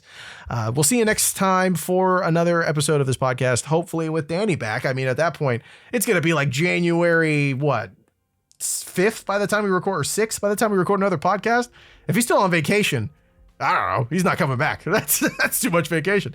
So, well, it's not. It hasn't always been vacation, but now it is. He's enjoying his time in Paris, and I hope he continues to do that for as long as he possibly can, and has a cool Christmas and whatever holidays. I hope you guys have fun on your holidays. Like I said, we're recording this in the past, so Happy New Year, everybody. Yeah, Happy New Year. Happy birthday, Jeremy. Thank you. Yeah. Oh yeah, happy birthday, Jeremy. Thank you very much. He is the Jesus of this podcast. I bless all of you, and I bless 2026. Let it be a blessed year. Blessed year 2026. We'll see you next year in the future. Goodbye. Bye. Bye.